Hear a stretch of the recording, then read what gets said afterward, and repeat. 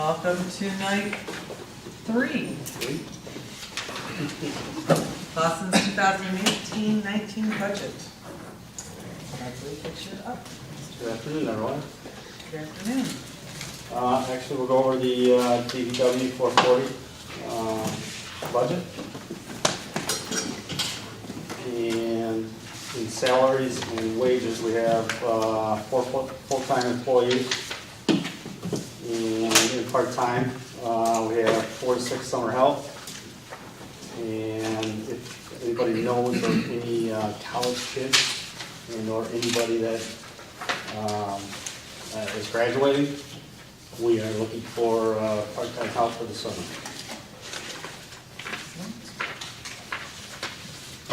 Under overtime, you see overtime went up. The overtime went up last year due to the fact that obviously we really had a bad winter. A lot of the overtime was on the weekends and holidays.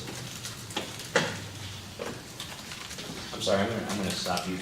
Is this included in anything that was handed to us tonight? No. Okay, so we're referring to last week. It was this one, right, with this thing? On Monday. Or maybe I just got it. Yeah, you got it last week. Perfect. The general This was just descriptions, extra. right? Okay, I think that was a little highlight that said Monday. okay.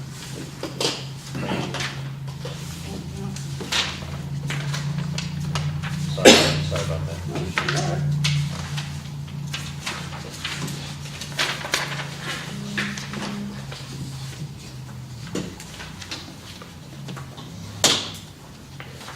right. All right, I'm set, yeah. Did you find it? It was actually the wrong one. I'm just looking at the large packet that I have. Okay.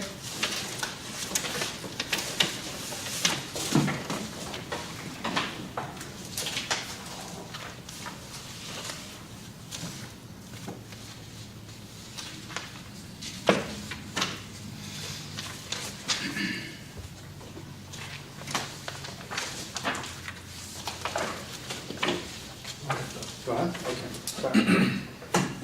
We'll jump down to operating supplies. We're dropping at 2,000. We did pretty good this year on that. That food salt, No, salt would be under local majors.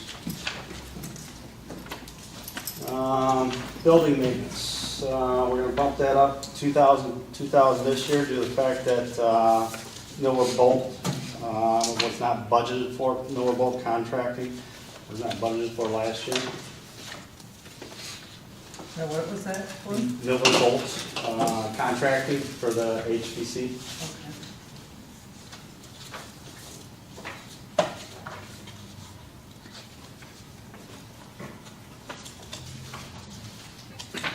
And I think that's about it for this one. And you're gonna come late, any questions?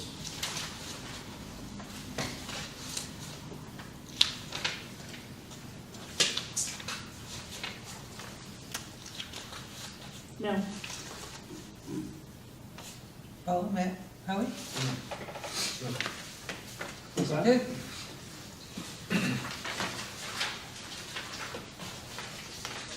Okay, the next one would be major street funds. I'm sorry, major street budget.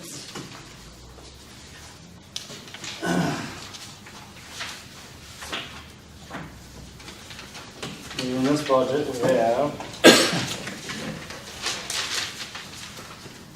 we had 2 employees. We bumped it down to 1. For the fact that puts more money into major roads and local roads. We had shifted the majority costs of repairs of local street, I'm sorry, let's go back a little bit. Major and street funds, the first thing you notice is the expenditures is now only have 1 full-time employee, like I stated. This will assist with focusing on resource repairs of roads as council requested.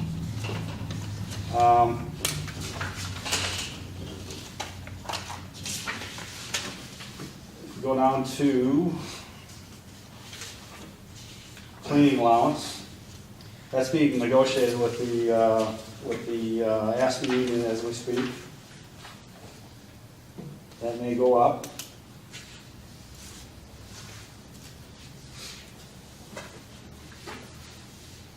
Routine maintenance. Routine maintenance is gonna go up due to the fact that, for the roads and also for, that would be for anything between sidewalk to sidewalk, whether it be cement, catch basins, coal patch,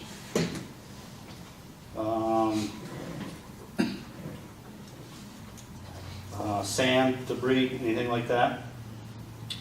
I know Harry and Mike Smith will be scheduling a workshop with council to discuss the use of resources we have, what a 5-year and 10-year plan will be at the roads. If you shift down to winter maintenance.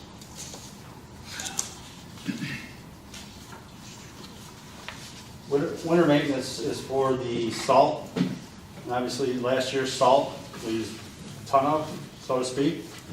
We usually allot 1,400 ton per year. There's 25 different municipalities that bid in through Minton, which is the Michigan International Government Trade Network. Last year, I think it was $58 a ton. This year, they dropped it to $51 a ton, so we're saving money there. I'll go back to, we order 1,400 ton. We have to use 70% of that. Last year, I think we used 1,100 ton. Unfortunately, this year, we used over 1,800 ton, over 130%. So you have to buy 70%, but you can purchase up to 130% over and above. And unfortunately, we had to do that this year.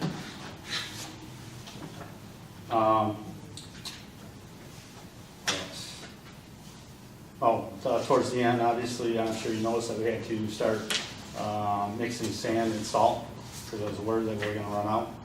We weren't the only ones. There was other municipalities that did that as well. Is there any after cleanup you have to do in regard to sewers when you do that? What we had to do is we went through and cleaned up catch basins, pretty much did them on major roads, just sand, and also the parking lots. So we did clean up the catch basins.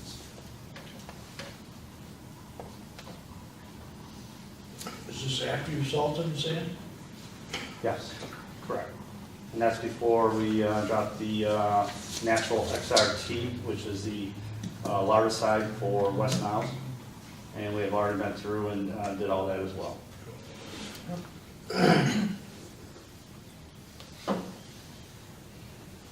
Drop down administration. Administration is pretty much management's time.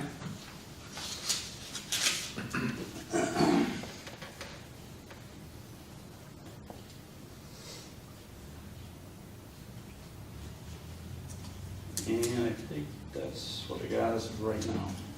So we aren't allowing for any tree removals this year? That would fall under, Just because there's a line item there. Metro Authority expenditures. Okay, so this is something else. So you might have already explained, what's the transfer out of local roads, $100,000, the last line item? That's the next page is local roads. Right?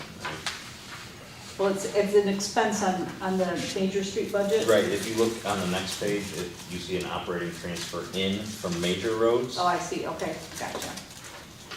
So, can you explain the difference between major and local for us, please? Major roads Yeah. are obviously 14 Mile, Main Street, Rochester, Crooks. Your local roads are your inner roads, your side streets. And so most of the major roads, I think someone said we take care with the federal dollars or that kind of stuff. But you can only use federal dollars on those roads. You can't use On the them major roads side itself. roads. Right.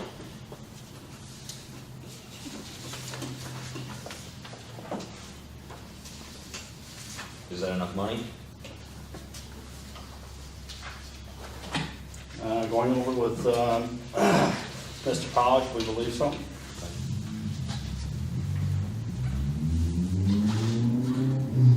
there any, major roads that are still, any sections that are still an issue after the 14-mile main? Our major roads are in pretty good shape. Going through it, I don't believe so at this point in time. There's nothing else on the radar at all? No, I'd have to talk to, with AEW and Perry Drinkline, to find out if they're, slated another road, in the future. What about, 15-mile Maple Road there? That's county road. Is it? Yeah. Okay, so we don't have to, they can carry that. That's county road, North Crooks is county road, East 14, and North Rochester. No? Okay. So potholes on Maple Road should be reported to the county. To the county itself, yes. Good to know.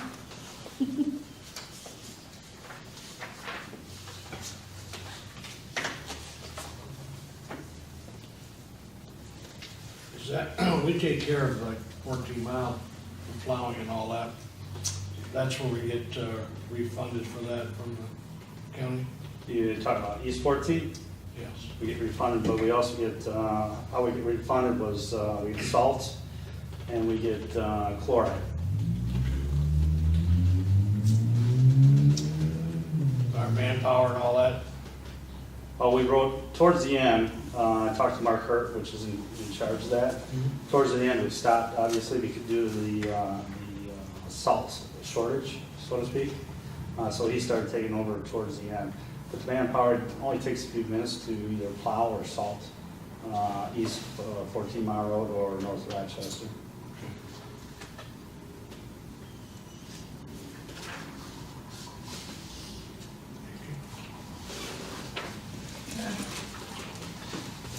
So everyone's hot button, local streets.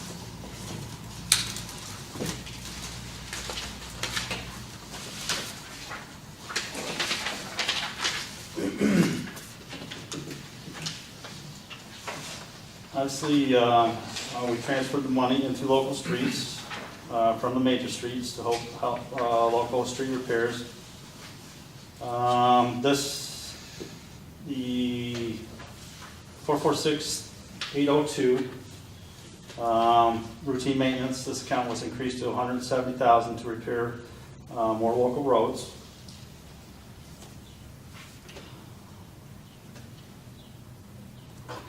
Both funds will still be budgeted to have a small surplus while completing a combined $250,000 in road repairs in 2018 and 19. So with that $170,000, like what can we realistically expect to be able to see with that?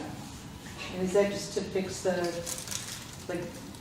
just fix the potholes? That's not any, like, major redoing? Well, the road? that's nothing major, major repairs, but it could be sections of roads. Okay, How large, I couldn't tell you at this time. That would go through Heritage Line and AEW Engineering. okay. But yes, obviously that would be, for coal patch and potholes as well. But you still could fix portions of the road as well with cement. Well, this isn't a budgetary question, but what determines which roads get fixed first? I think there's a, Master. what's that? That asset management plan. Base You rating, probably just put in your I believe. box. Base rating. Last Tuesday, I Oh, believe. that's right, but sometimes certain roads erode quicker than others, or seem to have, patterns of erosion, maybe. So do you revisit that plan? Or, is it like a constant to figure out where the real critical issues are, or do you, once you have a plan, you stick to it? Well, they will, when you do your workshop, they'll go through what's PACER rated the worst. And like you said, ones that are crumbling sooner, I think Matt and I were talking about today, that section of Phillips that's really bad. They keep throwing the coal patch in, but it keeps tearing back up. Was done in, Phillips and Southbridge? was that done in the 80s?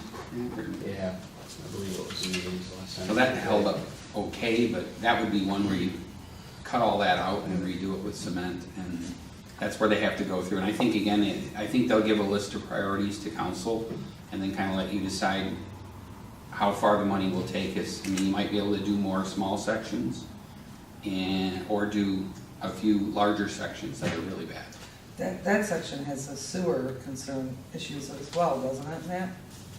That corner? I think he was mentioning that the sewers have to be moved to the sidewalk Okay. or something like Maybe the that. water main that goes under the sidewalk. That whole northwest quadrant of the city is really Beat up. School, rough. Yeah, it's beat up. Entry on, A lot of it's asphalt overlay. yes it is. yeah, I know I'm not alone when I say that we really do want to place an emphasis on that. It's something that we hear from the residents frequently. We get plenty of calls as well. Yeah. No doubt. And I think it does help to educate the public that the grants can't go there. I mean, I think had a few people going, you know, that it's all gotta come from within. And there's no, they say no gift money No coming to gift money, fix, there we go. our internal streets, so. Diane, routine maintenance, that isn't including the tarring, stuff like that, is it? You speaking of joint sealing? Yes. No. Good, okay. And I had actually a question about that since we were talking about it. I remember it was an issue that we talked about that came up last year. I think it was last year or 2 years ago, the joint ceiling. And I'm looking at both the major and local funds don't have any money budgeted for joint ceiling. So I just want to understand that. I think we probably didn't get a chance to read that, Matt, but in the notes from today, I actually caught Harry this morning. The joint ceiling 50,000 that's in for the current year Okay. is likely gonna carry over to next year because he's not gonna get anything done before the end of June because of what's going on out here. Last year, we spent the money on Main Street joint ceiling. They came through, they tore everything out and redid it. He did say $50,000 every other year is probably sufficient, and the main thing is, they did do joint sealing on the local roads before, and you can see some of the, I mean, when I'm riding my bike down Darby Court's the one I can remember the most, there's some gaps that big that are filled with tar. And it's held it together, I mean, Paula knows, she lives down there, but it's held it together so that it doesn't get worse, but it's at that point where, rather than tearing that out and redoing it, it's gonna have to, at some point, that's gonna be tore out and the road's gotta be redone. But Harry did say that, that 50,000 likely will carry forward to next year, so I put that note in there and, you know, he said, well, if council's on board with moving that forward, we can shift that 50 that won't get spent this year into 18, 19. And we usually put all that in major streets, but he said we could shift it or split it because, you know, the next one we do, you know, there probably will be a section of major, but there could be major and local that we can extend the life on. But yeah, I do remember that conversation. He said every other year, but we could put money in every year, and if he gets a section to do, then he can do it. If not, encumbrances, as they call them, can carry forward to the next year. I believe Main Street was done last year, and yeah, he wanted to switch it every other year, is what Mark just stated. Thank you. In salaries and wages, we moved one employee over to water and sewer, so that's going down in salaries and wages there. Obviously, routine maintenance, how I brought up would be anything pretty much from sidewalk to sidewalk, whether it be cold patch, catch basins. Again, road repair, any cement repair. Winter maintenance, again, obviously, that was salt. And that would be the local, we kept the same. But hopefully we'll have a decent winter next year. And the Metro Authority expenditures, Howie, I think it's Howie, they asked about trees. Somebody did. I'm sorry, Debbie. That would be for tree planting or anything in the easement. So does that include trimming removal on the easement as well? I would believe that would just be for planting, correct, Mark? Yeah, some of the money that's in the sidewalks for the bonds that just sold today would also remove some trees in right away as well. So we do have money in there for tree removal, and then the replacement part of it would be through the Metro Act. I believe this, under the Metro Act, if consumers get some damage, would be for that as well. Yeah, they actually reimburse us if they damage. So, Because if that's just putting in trees, yes. the $25,000? Mhm. Like trees. Tree replacement and or tree removal. It could be for removal if they're diseased, but usually part of what we're doing now is taking down the worst ones with sidewalks as we come through. But if there's some in It areas. seems like a lot of money for. Oh, right now, trees right now, replacement. well, right now, we're paying around $325 to $350 for a tree. It's a 2.5-inch caliber tree. And that doesn't include labor.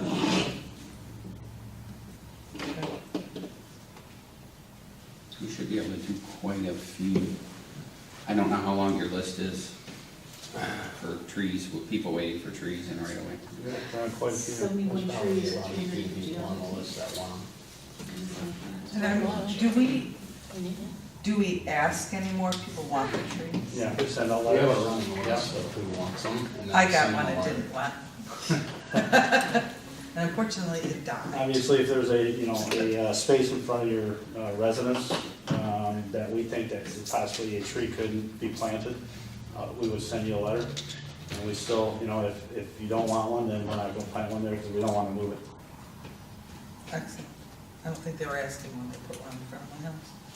They have a list of trees that need to be, like, taken down, or how do you determine trees that are diseased? Asking for a friend. Obviously, it all depends on, how much dead is in it, or how much rotting is going on, any holes in the, the trunks of the trees, any deterioration of the bark. Is this a resident in Clawson? Yeah, my tree in front of my house, when they repaired the sidewalk, they tore up so much of the root that last year it hardly grew leaves, whatever, it flowered, whatever, at all. And I suspect this year it's so dying. And I know I reported it last year, but I never heard anything. Sorry. We'll make sure we look at it this week. No, I was just curious, having, like, what's the process? I reported it last year, I didn't know if someone came out and said, it's not that bad, or whatever. I mean, is that you keep the list of things that need to be removed too, or? Yes. Okay. More than likely, one of us went out and had taken a look at it. I don't call your address, but we should taking a look at it this year as well. Just, I'm sure it's on the list then, so. Yeah. Okay. I don't know if you heard the math on that, that's only like 70 71 trees. Right. So, 5,000 homes in Clawson. I wrote that down.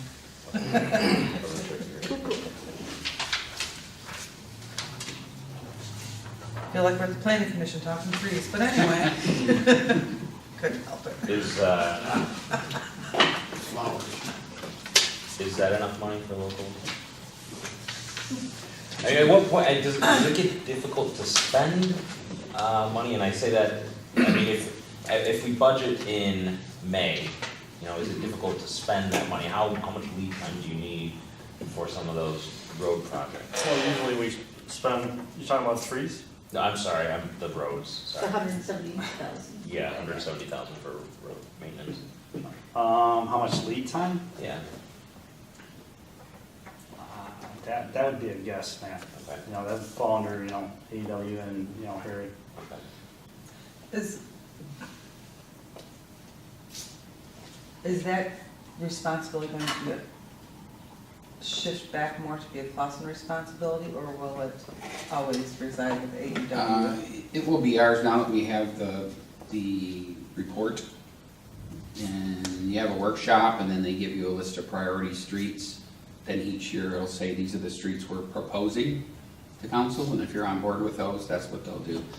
Yeah, I mentioned to Harry this morning, if we end up with, between water and sewer and major local roads, if we end up with $500,000 a year, you have to figure out how to spend it that year and what's best. And then that recommendation will go to you during, more than likely during the budget season, and you'll decide these are the projects we want to get done this year. But will that management of those projects ever be coming back to the city, or will they always remain with AEW? They'll be in conjunction with AEW, but I think we can have more control. Now that we have the list, I think we can have more control. They're generally gonna bid them out, and like our Hartwell, our cement contractor, they'll help us with all the paperwork. But I think as far as controlling what we do, it will be recommendations of theirs to you, and if you say yes, do those roads. And that's the thing, is the Pacer rating will give you the worst condition roads, and then you have some that pop up on an annual basis, like Paula was saying, that you'll go back and say, you know what, we're gonna slide this one in this spot this year and get it done. So then that way you'll know each year what's gonna get taken care of. So for both the major and local street budgets, we have a reserve percentage. What's our goal percentage for that? Well, if you look at it similar to general fund, if you've got 25% roughly, you're in pretty good shape. It's kind of in case of emergency, something pops up. But yeah, you can always utilize any of the reserve if you want, keep it at, 20% or more. And that's another option, is to add more money to the road rehab, routine maintenance, and then expend some of the reserve. That's always an option. I'm hoping that the workshop will allow us to essentially do some a la carte type options. Sure. To say this project is this much money, this project is this much money. And that's where they'll be able to help, because they'll look at sections, based on the condition, they'll look at sections and say, we could do, if you're looking at the Northwest being the worst, we can do these 3 roads and take care of those horrible areas. We'll cut out the cement to the curb, to the middle, and then we'll replace that whole section of concrete. And we'll be able to do X number of those for this money. And then, I said to Harry, try and anticipate this every year for at least 5 years to see how far that would get. So that way we're not going back to the voters for more. Yeah. Do we have any appetite to increase this budget? Do we see what the a la carte menu options allow for, and then be able to? That's kind of what I think, that we see what we're gonna get for I'd like to see. If can I pull an extra 50,000 and make a big difference? Can I pull a little bit more? Right. Sure, and you may even decide you want to take some of the general fund surplus and start contributing as well. I mean, we've got about the adjusted amounts around 129,000 in the general fund. If you say we'd like to kick another 50,000 from the general fund toward roads, you can do that. Right, I'm almost thinking we just want to do that in preparation. We know that we've got plenty of work to do. A lot of work. Yeah, I don't think they'll have any trouble spending it within the time frame. They'll try and, we have the sidewalk program over the next 5 years that we're gonna try and do in the spring each year, and then in the fall, maybe do the roads. I don't know if it's an advantage to doing it at the same time. I guess in some areas maybe, because it's already, it's already messed up a little bit. But the issue is if we're gonna do streets and then take away sidewalks, they're gonna have to park in the street probably. So I think timing, they'll look at, trying to keep it in the same area each year. And then Harry said generally when he does the maintenance program, he does it in the fall. So, but we'll try and coordinate all of that. And then, like I say, give you a list and say, we're gonna take care of these 4 streets this year. So when I talked to him about the Phillips and Selfridge situation, he said that is kind of a complete gut. So the timing of things is you're gonna have to do the sidewalks at the same time you're doing the road, at the same time you're addressing the water mains, so. Yeah, if the oldest mains as well, because that's the other issue, is if you're gonna replace mains that were put in the grounds in the, 30s and 40s or sooner, you wanna put those under the sidewalk. That's what he said. Last thing we wanna do is go replace sidewalks and have to go back in 4 or 5 years and replace the water main by tearing up the new sidewalks. Well, that's one of the problems when they start a project like that, they don't they do anticipate, but you don't know what's happening underneath that road. And that's where it costs a lot of money up, I believe, up to Selfridge, was it, when they ran into a lot of problems, and so you never know once you're underneath that road, how much more money it's gonna cost you, so. Yeah. Also, when you wanna put new water main in, you wanna put it underneath the sidewalk, because if down the road, ductile iron's not supposed to break, but if it does, you're only replacing a slab of, a sidewalk rather than a slab of street. Well, do we just want to round it up to 200,000 as a starting point? Yeah, I mean, that would get our reserve close to 25%. Perhaps a little lower than that, if my math is. Good for it. They didn't improve it. Let's see. So from 170 to 200 in local? Yep. And do we want to pull that from the surplus or from the reserve? So we have a budget surplus. Yeah, that would leave, if we're on budget this year, that would leave your reserve at just under 26% by bumping that up. It would be 22,550 would come from reserve, and that would leave your reserve at just under 26%. That's bumping it up to 200. I think that's fair. And that's still, yeah, that still leaves you in pretty good shape for reserve. Do any of these changes affect our pension bond? Yep. I'll make sure that doesn't, these changes. I'll be in Lansing a surpluses. week from today, by the way, for that. I'm going to be coming up words. But no, none of these should impact that.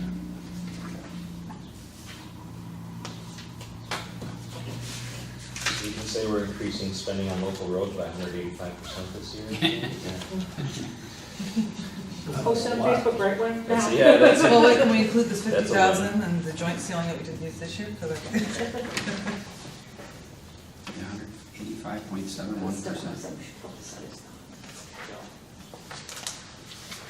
Yeah, and if you move a little bit of your surplus from the general fund in as well, that, you know, I think it does show that you're doing your part. You know, like we did, we ended up, I mean, we put a reserve in last year and then we used it for Elmwood, you know, more or less. But, I mean, that's part of what you're trying to do is put money aside. And this year, rather than putting it aside, we're just gonna spend it every year. And it keeps the ball rolling, because there are a lot of things that have to be done. It's the whole daunting task. I mean, when I first brought this up to Harry, he laughed, he says, that hardly, I said, don't say it hardly does anything. Whatever it does, do it, because that at least gets the section. Rather than keep saying we don't have enough money, start go as somewhere. far as the money will take us. I mean, by not doing anything ever, Yeah. it really puts us behind the eight ball, so. And he did say this morning that he said we'll run it by council and whatever they're comfortable with on an annual basis, that's what we'll do. Okay. Thank you. You're done. Any other questions?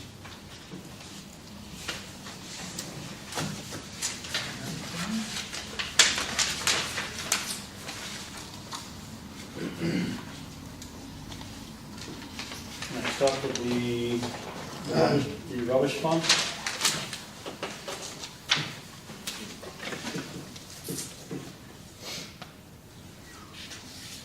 Are there any changes on this page, Mike? Do you remember? Not from what I gave you last week. That one stayed the same. Okay. You speaking of the rubbish fund, Yeah, Debbie? what I Yeah. gave them last week, that's one we didn't touch. We left, I think all the numbers were good there. Okay. And that SACRA's increase is the disposal costs, estimated at 3.5, and the fixed costs a little bit higher, but on a percentage basis, but I think everybody now, SACRA all started collecting fixed costs to try and cover, a lot of this is to try and cover expenses of the new facility over there as well, so. Where do we show the income from recycling? I was just It's gonna all, say- it's all part of, they use our recycling to offset our costs. And then I should get an update this week on, recycling's still way up, all the communities since we've gotten it. But yeah, they take the recycling credits and offset our bills. So that they do end up in the end showing us what that credit Yeah. was. Yeah, That'd be they- something that we should probably share with the Yes, residents. I'd like to see that.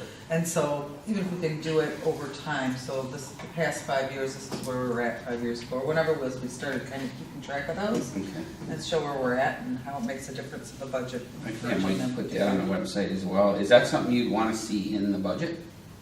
Just Yes. put it as an extra page? Okay. Interesting. Speaking of recycling, Did Mark happen to send on that flyer? I have not yet. Okay. Right on my deadline tomorrow. Was working with Colette Ferris over at Sakura in regards to getting more businesses into recycling. We got a flyer, and as right now, she has in the database like 89 businesses that recycle. Now, she doesn't know if all those recycle at this time, but we have about 250, 300 more businesses that we may, send this flyer out to, see if we can get more businesses involved. Great. Definitely. I had a question about the equipment rental. You see, show a decrease in that cost from 50,000 last year to 40,000 this year, even though as year-to-date at the end of 17, we're at 47. Yeah, that's the charges for the leaf equipment, the vacs. Sheet, the bags, Yeah, and trucks. that, we don't expect it to be as much next year. That's why we dropped it to 40. Why is it, based on, Well, we take the portion, sometimes we take a portion of the street sweeper as well and put that into rubbish. At one time, we didn't charge anything for equipment usage in the rubbish fund. And I think maybe around the last year or two, Joe Marucci was here. He found out that we can actually charge off equipment rental for sweeper, leaf vacs to the rubbish fund, because for years we weren't charging. Can we also charge off the Vector Jet as well? I usually do Vector Jet and water and sewer, but yes, also I charge off the Vector Jet to an extent. So we have some control over how much we charge. So it's not a, It's kind of the motor pool kind of situation. right, it's within our control, because this money does go back to the motor pool. It's kind of within our ability to charge off a dollar figure each year based on leaf pickup. And there were some years we used a lot more of the equipment for leaf pickup, but we anticipate next year we won't need to use the equipment as much for leaf pickup. The vacs always get charged. The leaf vacs are strictly, when they equip the leaf vacs, those all get charged off for this. It's the street sweeper and the Vector Jet are the two that we have a little bit of wiggle room on.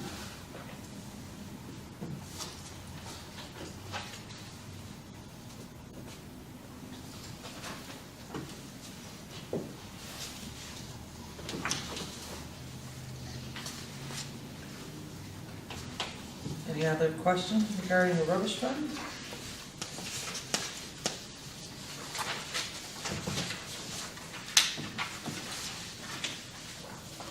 Okay, next. Next would be the water and sewer fund budget.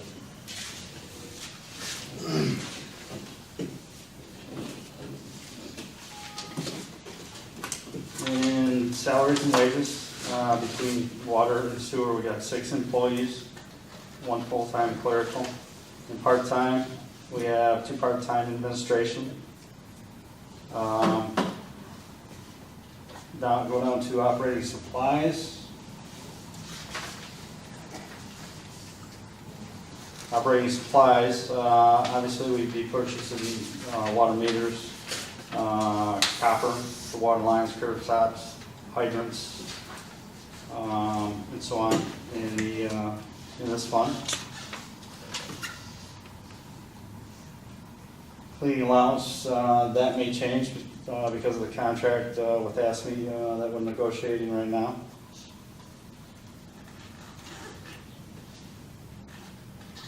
The administration would be charged off for what Matt does, Mark does, myself, and also AEW.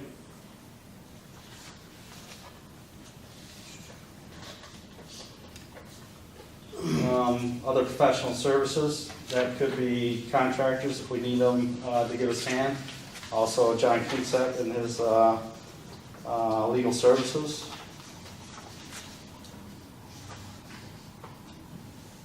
Service workshops and education, that would be for the S2, S4, S3, water operator licenses, continuing education. And Doug, I know that we talked a little bit last year about, has anybody completed those certifications? I'd like to see us do something with the departments, kind of how we recognize the police department on their When awards. they accomplish the water license. Or whatever you feel is, some sort of recognition program for It those was, guys that have gone above and beyond. 2, done 3 those classes. that passed this year. Dan got it. And Dan, Ryan, Ryan. That's it. we had 2 individuals that passed Their their DBS test. for, or ST. So, Yeah. I'd like to recognize them for their hard work. To bring in council, Yep. Okay. working with the council, like make them feel a little bit better, you know. Try to recognize that. So you have a decrease, or you expect less overtime? What we did is transferred some of the overtime into sewer. Being the fact that Matt has not started the program, but what am I trying to say here?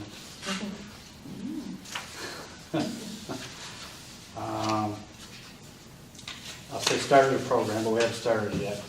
He got a report up at this time, but we anticipate that jetting and sewer, the camera, jetting and cameraing the sewers, we're gonna have overtime, and more overtime, not more overtime, but more overtime in the sewer portion of it.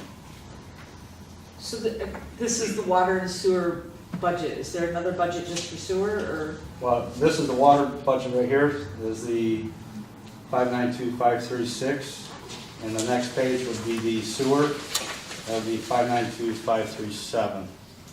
Page 23, actually, is, Yeah, 23 and 24 is sewer. Oh, I see. So the revenues are all, they're separate, they're completely separated out. Okay.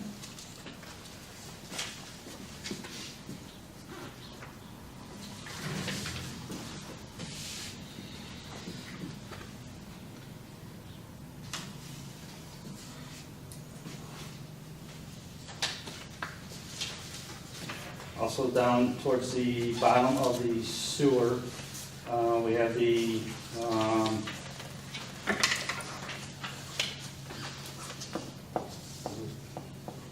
just one second here, please. Oh yes, I'm sorry, the seminars and workshops. We bumped that up to 2,000. Possibly we're gonna try and get another individual to go through the PACP, which Matt did, and 3 other individuals in the water. That would be the pipeline assessment certification program. Hopefully we get another individual certified. And also, in regards to jetting and sewer, the camera, hopefully we can have 3 to 4 individuals, full-time employees, plus also some part-time employees in the summer help. That's if we can hire some summer help. Is that why there's a higher increase in salaries for your departments than some of the other departments we looked at? Usually those are around 2% or so. You're at 7%, is that because you're looking to get additional people?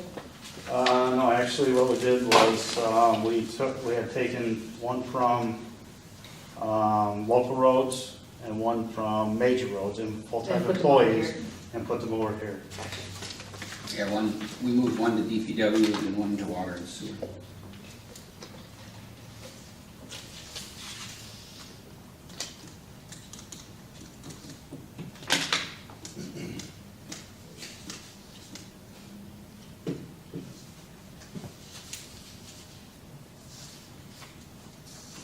Any other questions on this area?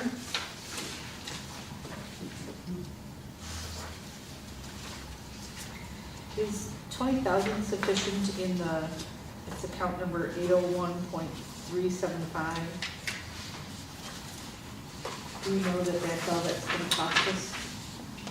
I will double check with John on his anticipation. We had 60 in for this year. That's why I was questioning it, that's such a decrease. What page? It's on page 23. 23. Look Yeah, at the that. council Right. one. He dropped it to 20. I think he anticipates it'll be less for next year. I'll just try and confirm with him that he still feels that's a good number.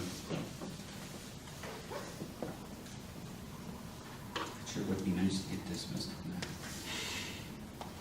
John would feel very good about his efforts if that happened. We'd have more money for roads.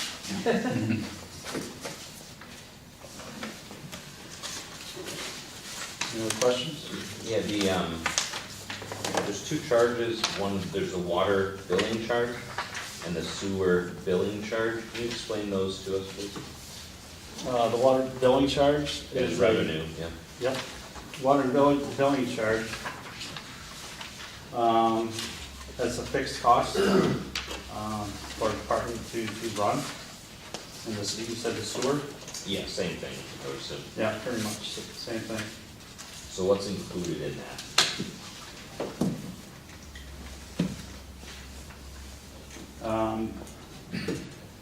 Fall under, obviously billing, fall, for clerical, responsibility.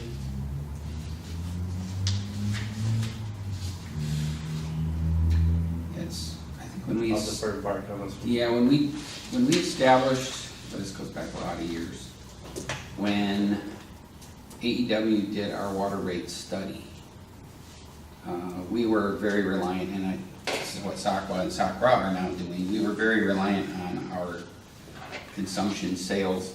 In other words, we were guessing an amount of water people were gonna use.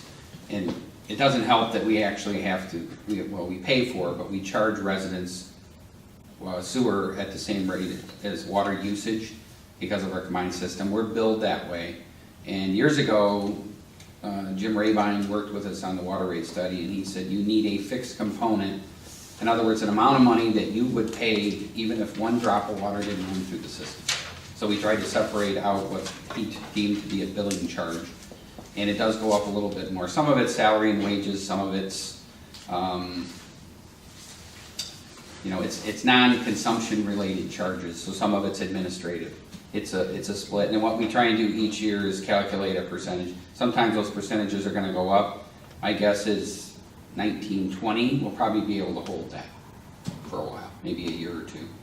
And, but the analysis of what the fixed charges are, I think, helped us determine what we originally started billing.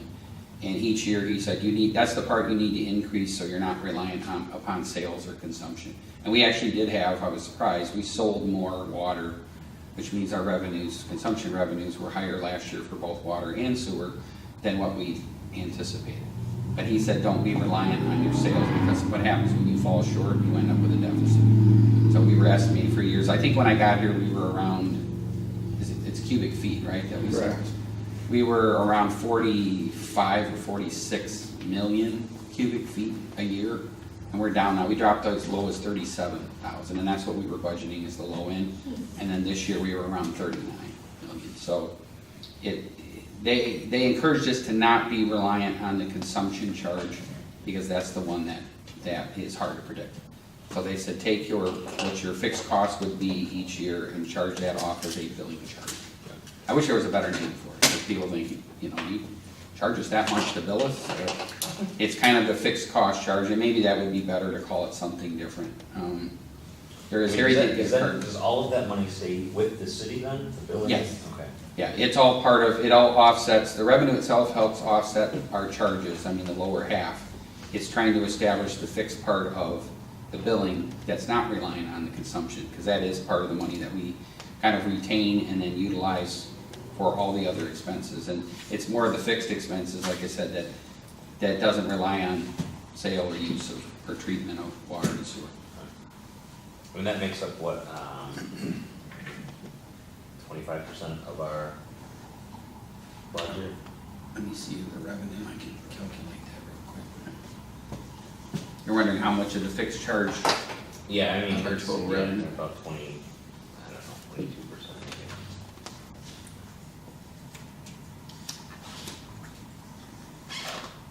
28%. for the 18-19 budget. That 455 in water is 28%. And look at sewer real quick.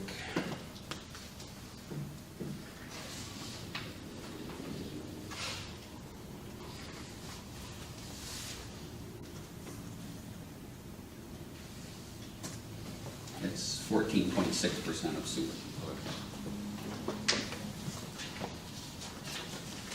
Yeah, that is tough to explain. It's hard. I'm sure I didn't explain that. Well, no, I mean, it's fixed costs, right? Right. Billing, clerical, I mean, any assets? I mean, does that money go toward any? Well, I guess it could, I mean, because it's part of our revenue. If you look, I guess if we look, we always lose money in sewer, but if you look at the $3,346,710, which is the revenue in sewer. If you go down to the expenses, we're at $3,481,130. So we're about $134,000 deficit in sewer. But the reason we've got a $7 million retained earnings. And I think as our auditor always explains to the council, it's underground. It's in drains and water lines and sewer lines. So although that looks horrible and it's not good to lose money, the bottom line of each side, that depreciation line is a non-cash expense. So every year we come in, what the auditors look at and what they encourage council to be encouraged by is when we have a cash surplus or a cash increase. And that's what happens. If you take that 350 out of the bottom, you're gonna end up with a surplus in cash, and that's the whole idea for water and sewer. Trying to increase your cash and then utilizing that cash to do water mains. That's part of the plan, is to do water mains. At some point, start getting back to doing sewer lines. But that's what you want to do with cash. You want to have a decent reserve in case we run into an emergency, in case we run into a lawsuit or got to come up with money. You want to have that cash reserve. But then you can utilize the cash reserve, that 350 added back, for assets. I'm just trying to find what we, I think you had sent to us the reserve balance. Yeah, and I'll actually look up what the cash, the unrestricted cash is. The start of the year, it was, I think last year it was 477,000, and it bumped up to 719. And last time Dave Williamson did the audit, he said, try and keep your cash reserves, if you can, somewhere around $1 million, in case you run into, an entire line blew and we don't want to borrow money to do it, we'll use the money to fix it. There's another one that's tough to explain to people. It's another one we hear about a lot, is our water rates. Yeah, and we generally, I know people get tired of hearing pass-through, but we take the rates from SACWA as a consortium. SACWA actually saves us money as far as purchasing water as a consortium. They buy water directly from GLWA now from Detroit. They store it in huge tanks and distribute it to the SACWA communities. But they actually fill the tanks at a time when the rate's lower. And that actually saves us money as well. But same thing there, the consortium has costs as well, but we believe in the long run being part of the consortium actually saves us money, because we get a lower rate. We don't have to store our own water, we don't have to buy it directly from Detroit. Some of the communities are able to do that, but I think Birmingham actually has a reserve tank themselves, but as part of the consortium, all of the communities that are part of it, I think Troy's not in SACWA, but they're in SACRA, so they like the consortium for rubbish, but in water, they actually handle their own water system, so I think they do purchase directly from Detroit. At some point, I think it would be nice to have, either in the Clawson highlights or something, we'll write up an article explaining all that, because Matt's right, we regularly hear people complaining about, the water, it's too high, and what are we doing with the money? Obviously, we're, making koi ponds or something like that. But it would be nice if we could, have a piece out there, have it explained, and regularly, either post it on the website every now and then, or put it on the Facebook, or include it in highlights, or continue to sort of educate the public about how, because I've heard people come to me and say, well, why don't we build a water tank and get the water when it's cheaper? Well, we're doing that, we're by virtue of being part of this consortium. And so all the great ideas that people have, a lot of them we're already incorporating, and it'd be nice to sort of get that out and let people know. Well, I think it's just a lot of just educating, you know. Absolutely, yeah. Well, you know. Yeah, because I think there is a misconception that, you know, we just squirrel away all this money and don't do anything with it. But the reality is we do try and reinvest it all. And, you know, the reality is you have to bond at some point to replace outdated equipment, but we can do our part each year to try and replace some of the outdated equipment by utilizing reserves and resources that we have and it generates. But I said before, if you had to, you know, in fact, a few years ago, someone said, well, why don't you just add the depreciation? We have a little bit of depreciation in our consumption rate, but if we had to fix cost the depreciation on top of that, we'd have to charge even more.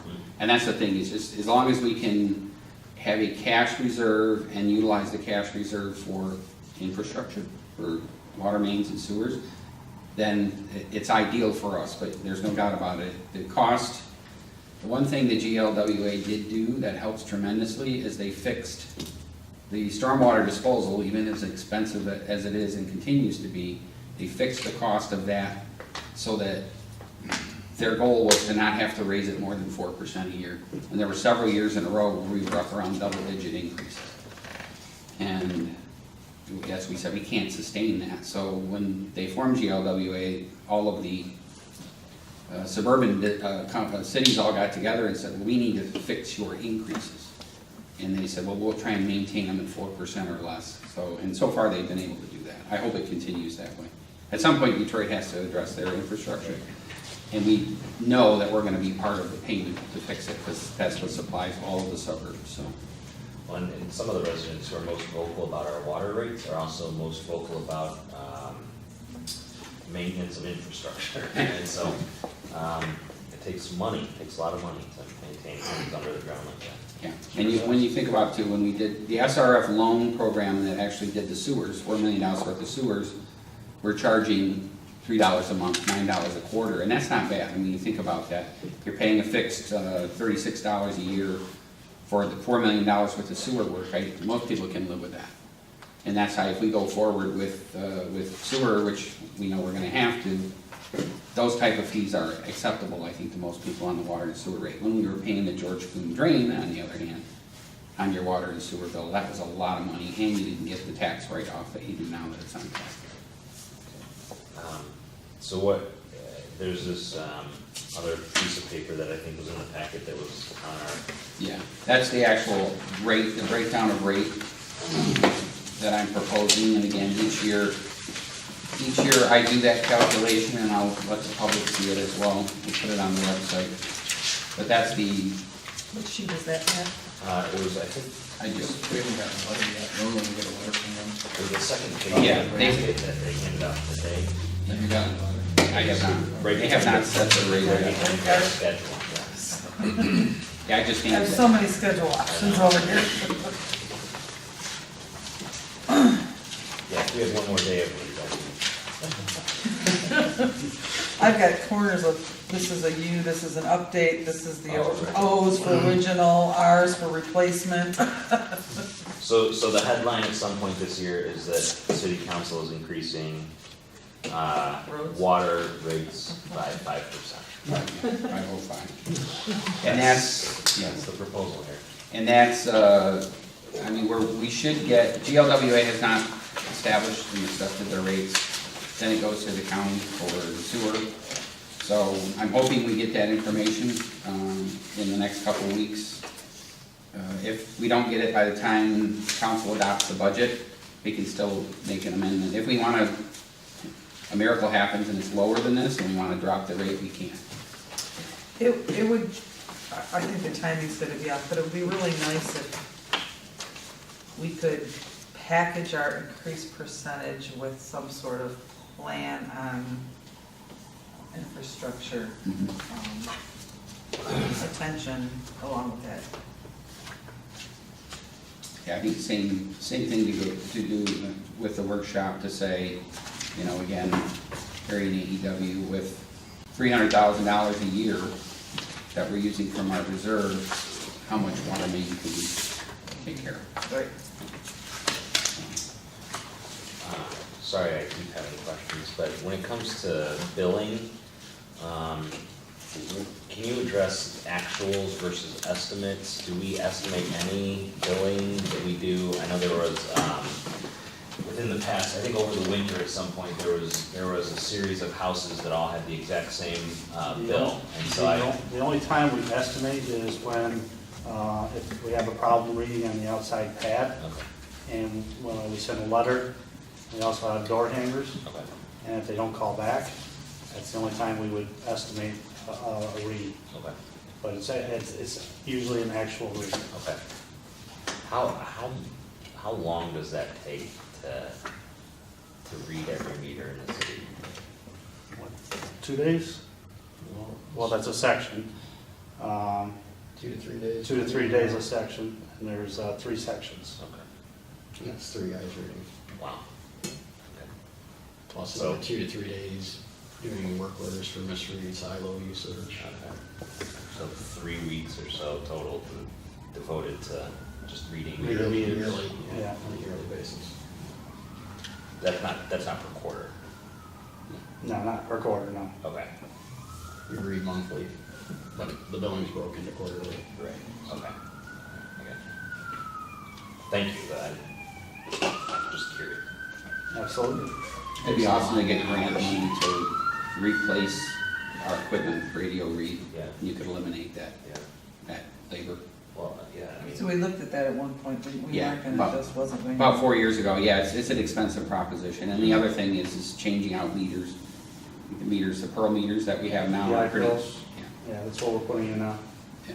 They're still pretty good, but the whole idea was trying to adapt it to radio read, and that is a very expensive proposition. And then that's when people look and say, so now you're billing me again for Right. a new meter. Right, right. So it's just hard, it's a hard sell, it's a hard one for, at some point you wanna get to that point, but I mean, as we replace meters, does it make sense or no? To go towards a radio read? We don't The replace meters it, we're it's such a replacing difference. that we're currently putting in are radio reading. Okay, okay, They're all right, capable. thank you, all right, We just don't have our end set up for radio reading. okay, okay. How many radio read meters do we have in that city? Wow.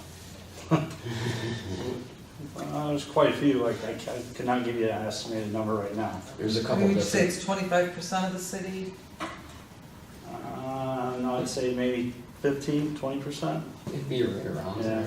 Because 20%. the short census heads are radio read capable with the outside device. Right, 20%-ish, best case. best case. That's more than I expected to hear, honestly. yeah, when they go out and put in new meters, they use the radio read capable Yeah, with the head that would make it capable of that. So, I mean, if it was ever, I don't recall off the top of my head, it seemed like it was 700,000 or something to change it out. You can have actually groups come in to change them out for you, and they'll do it. I don't know, some of the other surrounding communities that did it had, you know, money available to be able to just go out and do it. yeah, I'd love to see a proposal, maybe sometime this year, on what it would take. I mean, maybe I'm by myself on that, but It wouldn't hurt to find if out. we can increase efficiency that way, that'll pay for itself. What would be the savings, what would be, I mean, more accurate readings? hours. About an hour, What yeah. do we gain from that, huh? You can do instant read From how far away? from the DPW. I could tell you if there's water going through your meter right now. Yeah, don't say that. Yeah, that's, And the other issue was with the radio reads, the frequency and, you know, 'cause, DTE had a lot of issues with people that didn't want the smartphone, so that was another thing that we had to consider, was do we really?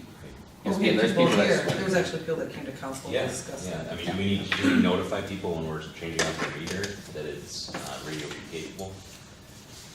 Do we notify them? Yeah. No. There's no radio waves in the meter right now. We have to hook up the third wire and then the device would be on the outside of the house Okay. to transmit it.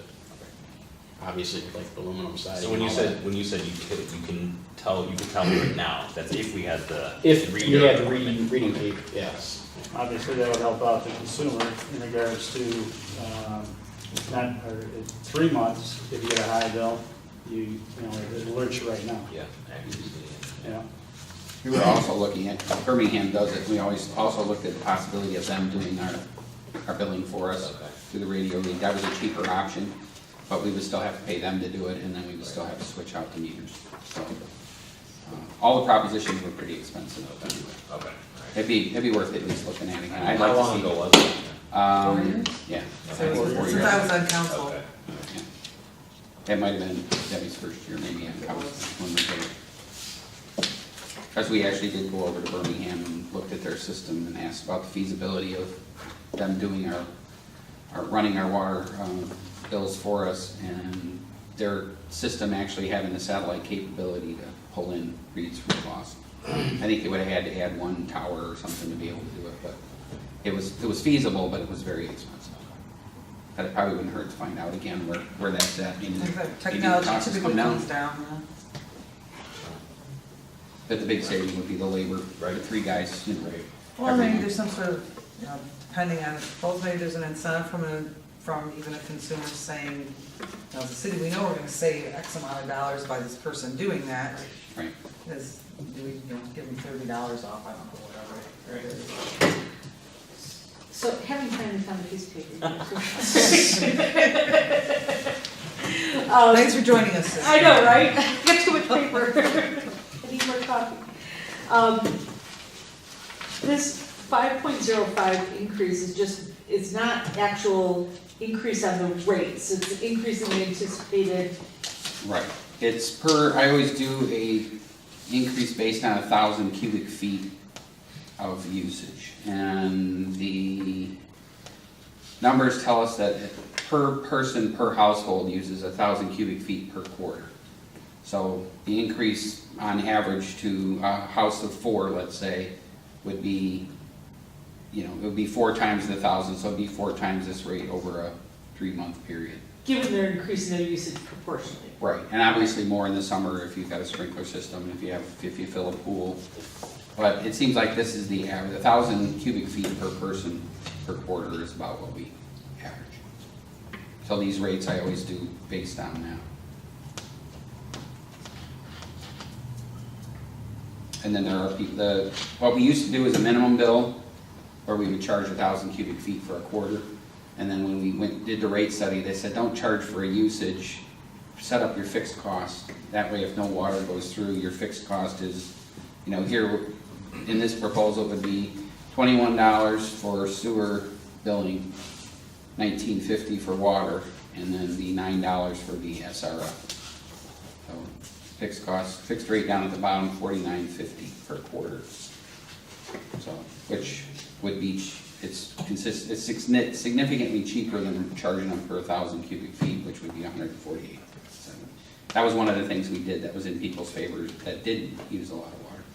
And the snowbirds that went south, they were still paying this next winter they would pay $49.50 for a quarter for the fixed rate rather than paying the $148.70.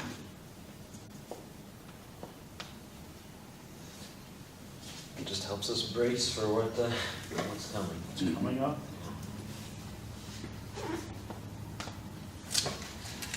Any other questions?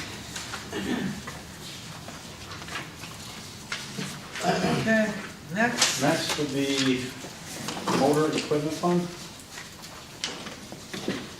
And under salaries and wages, we have 1 employee. Under the operating supplies, we went from 15 to 18, being the fact that our trucks are getting older. And also, under the repair and maintenance, 755, that's staying the same. Vehicle maintenance, that's staying the same.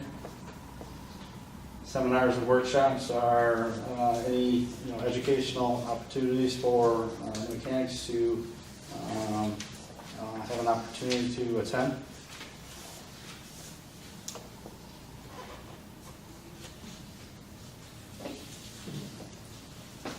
So this is taking care of all the street cleaners, all the. All the motor equipment, yeah.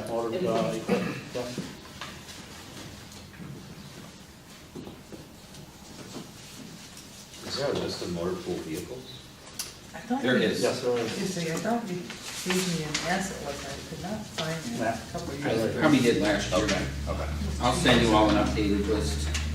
I think there's probably a couple, I'll check with Chris, because there were two things that we traded in that you have to make sure is off the list. And I'll send you an updated list of motor pool stuff.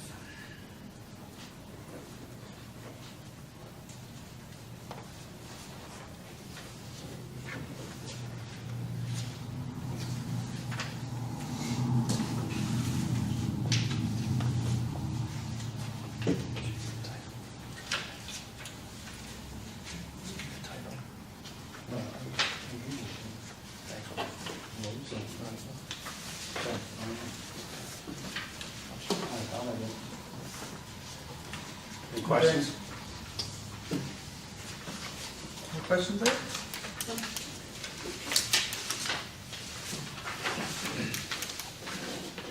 Next would be capital improvement, and the only thing I have on capital improvement for 1819 is the van number 4. That would be the 2005 Savannah cargo van, which the body and also the frame is rotting out. And this van is to be used for the water department. And we got a quote, $36,000. So we're looking at replacing a 19-year-old vehicle, What's that? I'm sorry? a 14-year-old vehicle, like that, 2005? Yes, correct. There are a couple other vehicles that are not on here that maybe discussed down the road. That would be the 28, 1 second here. 2005 Sterling, that's our 10-yard dump. And then also a 2003 Sterling, that's a 7 to 10-yard dump. Obviously, these trucks are getting older and beat up, but that's something that we need to possibly look down the road to replace it. How are them Sterlings holding up? Sterling's are holding on pretty good. I mean, motor trans, everything's cool? Freightliners that we purchased back in 2013, it's a quality truck as well. Yeah.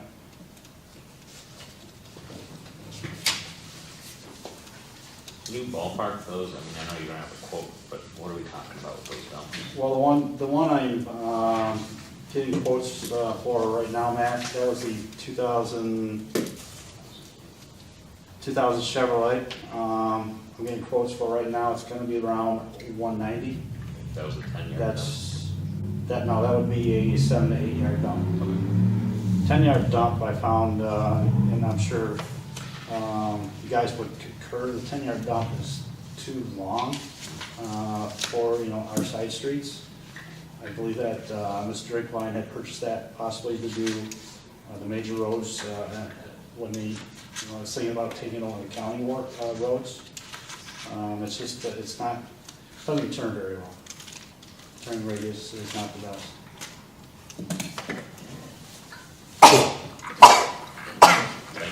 So instead of getting the 10-yard, you get the 5 to 7-yard. It'd be 7 to 8 yards. This one that I'm working on right now is 7 to 8 yard dump. Fix my description, 5 to 7.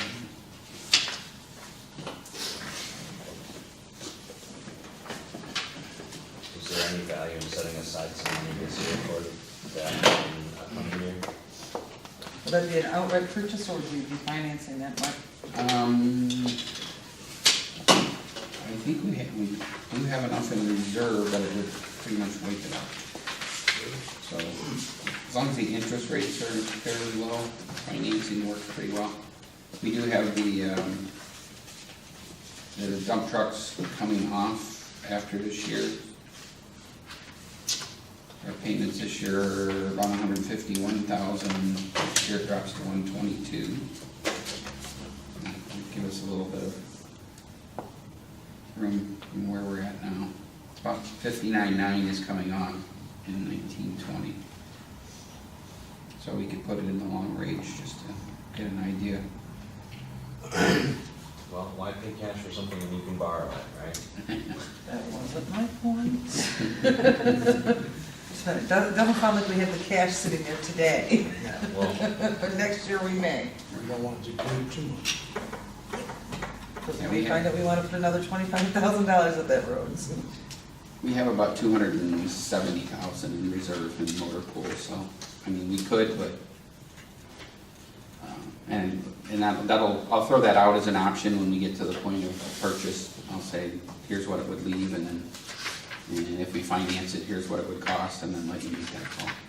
you know, so that reserve that you're talking about, that taking the $36,000 into consideration, Yeah. cash for that already, and there's Yeah. still, Yeah, the water and sewer truck will actually be purchased in the water and sewer fund. And then the advantage, if you wanna look at it that way, if we purchase water and sewer or in motor pool, we depreciate the assets.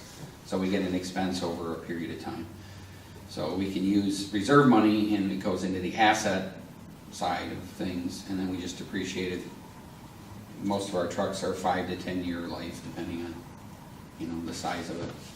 So we depreciate it over time, so the expense part of it in the budget comes off a little bit at a time, it's just making sure we have the cash, but having $270,000 reserve would give us an option to buy, you know, something up to about $200,000 and then still have a $70,000 reserve, so it gives you something to look at, because you may say, hey, we save, you know, we save 40,000, 30,000, whatever, over 5 years in interest yep.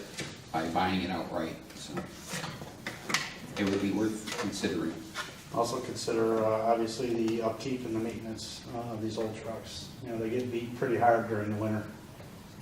Just a suggestion. How'd the new salt truck loader work out? Did you get a new one of those this year? So you talk about the front loader, full? Everybody loves it, worked out perfect. Excellent. Yeah, but you were kind enough to allow us to buy that front plow for it, and that worked out very well in the parking lots and also dead ends. So, Good. yeah, it's a nice piece of machinery. Well, everyone always does rave at how well our streets are plowed. So one compliment we get on a regular basis is the work you guys do on the streets, so. Well, I gave you guys kudos during the State of the City address, and I was Yes, told you that did. I Thank gave you. DPW kudos and slammed Troy at the same time, so it was. Winner, winner. The guys do a good job and they take pride in what they do. They really do. They should. Yep, everybody's appreciative, and they've made a name for Clawson because of that. A good one. I heard a guy this year call our trucks the Orange Angels, because they get going down the streets, they're the Blue Angels. Don't Plow get, tip to plow don't tip. get in the way. Yeah. Okay. And that's about it.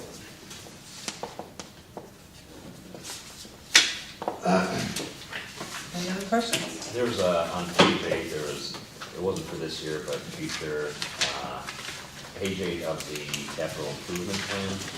I don't know if you have it, it was called out on the schedule, for tonight. There's nothing for this year, but it looks like I have the 80 grand. floor and walls for DPW in the coming years, is that? Yeah, the west garage floor, I thought- that's when we keep pushing back. We've been pushing that back for quite a few years. Obviously, the floor's getting cracked up and just needs to be sealed and repaired. And It's there are, something that can wait. what about the extended wall / east garage? Hasn't that been on and off the capital improvement plan as well? It's 2021, or is it we're just talking about an addition? That was, I believe, Mr. Drinkline put in for an addition for equipment. I believe that's what that was for. I'd have to talk to him more about that one. That was put in a long time That's been ago. getting, goes back to Harry, it's been getting pushed Yeah, back for a it while. seems like I've seen it on and off through the years. Yeah. Yeah, Well, we can go ahead and do that. If you want to purchase some more equipment, we can go ahead and pursue that. The fire station is plenty big enough. There you go.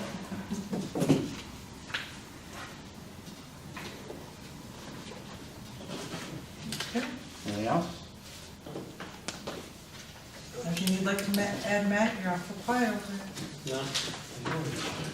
Taking it home. I have a general question, only because we get asked it. Is there rationale for not having signage of what the building is over there? No rationale. That says DPW? Just wondering. Wasn't there, there's not a sign up? There used to There be. used to be a green sign out There front. used to be a Great great sign sign. out front, but when they did the construction, they come down on Elmwood, they came down and they did put one back up. Would you like us to look I at was just that? wondering. It's just because Probably, yeah. Yes, please. Okay. I just oftentimes I say it's the building, but it's not marked. What building? I mean, you can't miss it, but it's just one of those questions. Yeah, people cross it. The building itself, yeah. Yeah. Yeah, like we have here. You guys did this, so. Just a, We'll look into that. Thank you for your time. Thank you. Dave, a good job too. Yeah. Good, good. well, I'll do a quick overview while you're searching for that. So, good evening, of course. Since this is my first official budget presentation, I'll provide some feedback or background for our department and myself. I have my bachelor's degree from Grand Valley State University in Leadership and Diversity. I have my master's degree in Public Administration from Oakland University and a postmaster's certificate in Local Government Management, so I pretty much devoted myself to this field of public service. Prior to coming to Clawson, I worked for Oakland County Clerk's Office for 7 years. I worked in the legal division, vital division, and helped out randomly with the register of deeds and of course elections. So I've been now with Clawson for 8 years, so I've been in this field for 15 in the clerk world, I guess you can say. I, of course, had the honor of being appointed to take over for Michelle starting last August, so it's been quite a whirlwind. I continue to learn something new every day. I welcome the challenges because there have been quite a lot in the last 6 months that even talking to Michelle, she never had to experience in her time. So it's just kind of like, all right, just kind of roll with punches. I'm also currently serving as the secretary for the ITCA, which is the Cable Consortium Group, and the Clawson Chamber of Commerce. I serve as secretary as well because they need someone to be the secretary. So. To understand the office more, kind of we do a lot of everything. I handle human resources as the other assigned title, duties, whatever you want to call it. So insurance, things, anything with contracts, do policies and procedural documentation. Our goal this year is to work on the personnel policies to revamp them because they have not been looked at since 1998, so it's time. To redo we're going to do a full-time one, revamp that one, as well as a part-time one. We have them there, but they've kind of been shelved, some kind of ideas have been bounced around, but that's one of our goals after the union contracts is to then move on to those policies, get those implemented. And right now we're in union negotiations, which I'm helping out with that. I've revamped those and edited them quite a bit. We have 3 unions, so I've been kind of looked at the contracts and I like to edit things and research and make things look a little bit smoother. I'm told that the changes that you've made have been very nice. Yes, and a few that but it's time to bring them up to modern day. And there's a lot of things in there that was outdated and other things. And to make my goal mainly was ease of use, where you could look at it, all 3, the language all mirrored each other in healthcare or whatever it was. That they all just could look at it. If there's one change, you could go to all 3 contracts. And then just change it all. And of course, there's other things that are a little different depending on patroller command. Do code updates as well. We do the Granicus, drafting agendas, minutes, ordinances, permits, notices. Our office actually handles the RFP and the leases for our copiers as well, kind of an added thing. And if there's anything broken or whatever, they come to us. So Michelle did that, and then I've taken over. I haven't shown Victoria that stuff yet, but we'll get there. And they expire in February of 2020, so we have a couple more years. And we have people chomping at the bit, calling all the time, let us know when those leases are up, because they want to get in. So we do an RFP, so. I do the bills for medical, dental, health, all those things. Build the agendas, packets, minutes with Mark's approval over the last, looking at the wording.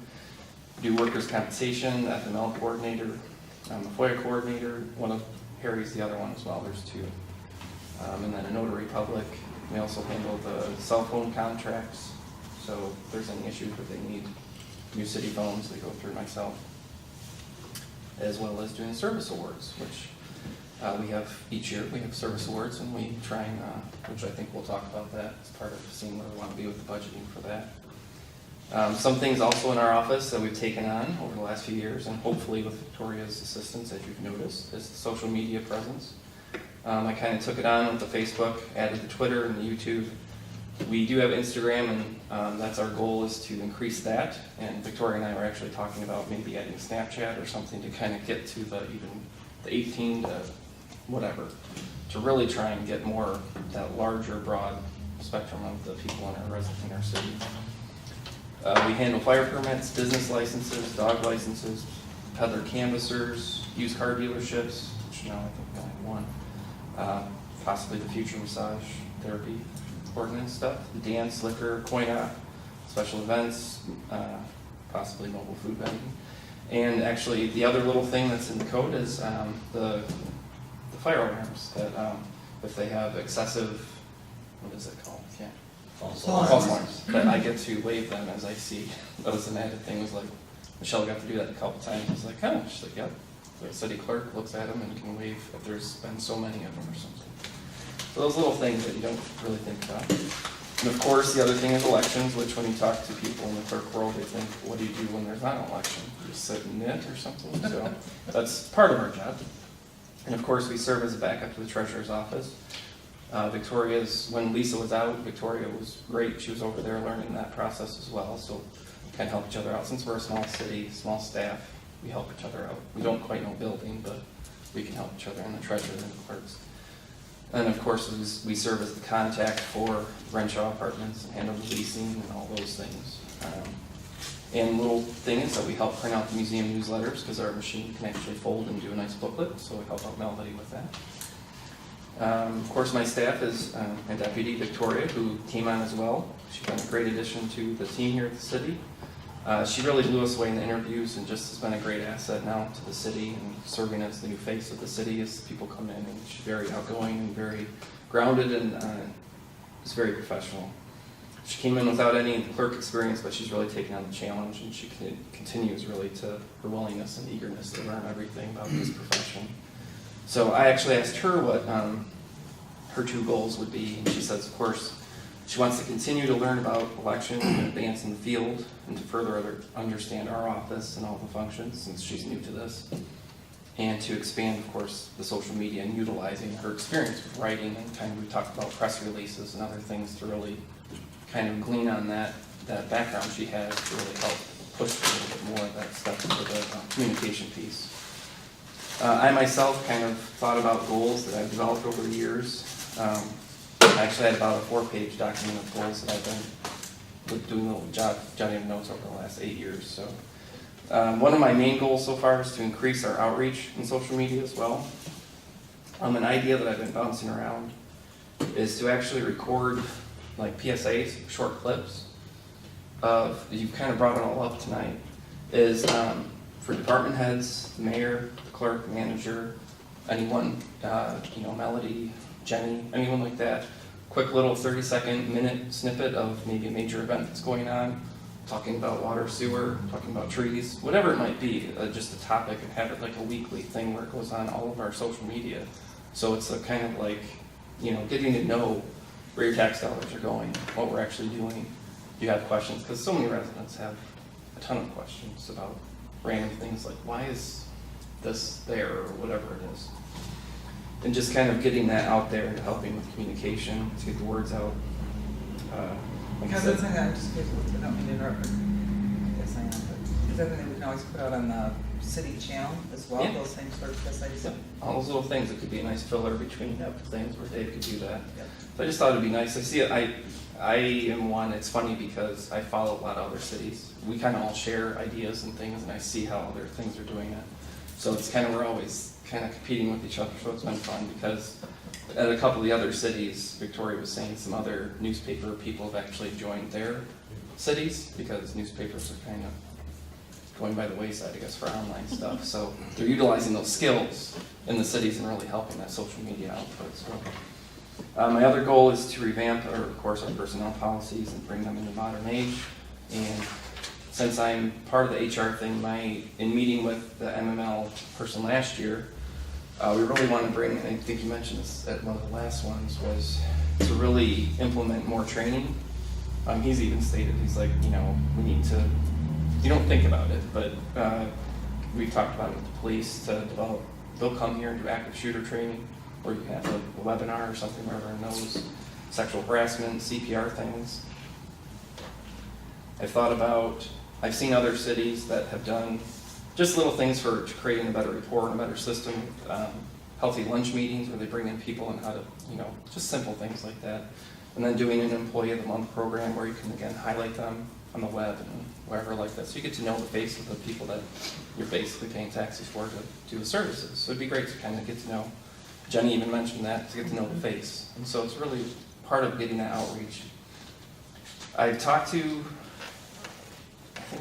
Andrea about trying to get art in the buildings. So working with the school district, either have a competition or whatever, utilizing the space, like to bring it, again, having that interconnection between the school and at the random different things, and then kind of utilize that. And then as well as, it was brought in the email today about with Susie, and she and I have talked about this, is to work on a branding and marketing process. So whether, I don't want to say we're going to change the seal, but creating, maybe looking at the logo, like revamping, so it's kind of a new branding marketing tool for brand management.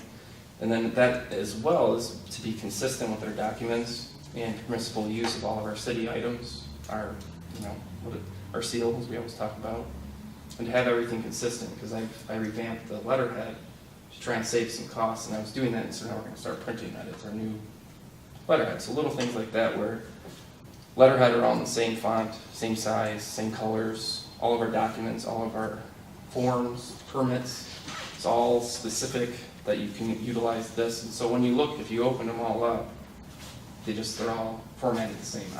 I'm OCD and I love that, but you can just see it all, and it's just all formatted the same. So that's one of my main things. Some of my previous goals that have been accomplished or working on. Setting up the PC and ZBA city emails, which we finally got on that. Thank you for the pushing forward with that. Of course, which we'll speak to tonight, is purchasing tablets or Chromebooks for council, PC, and ZBA. And then, of course, we're editing currently the 3 union contracts.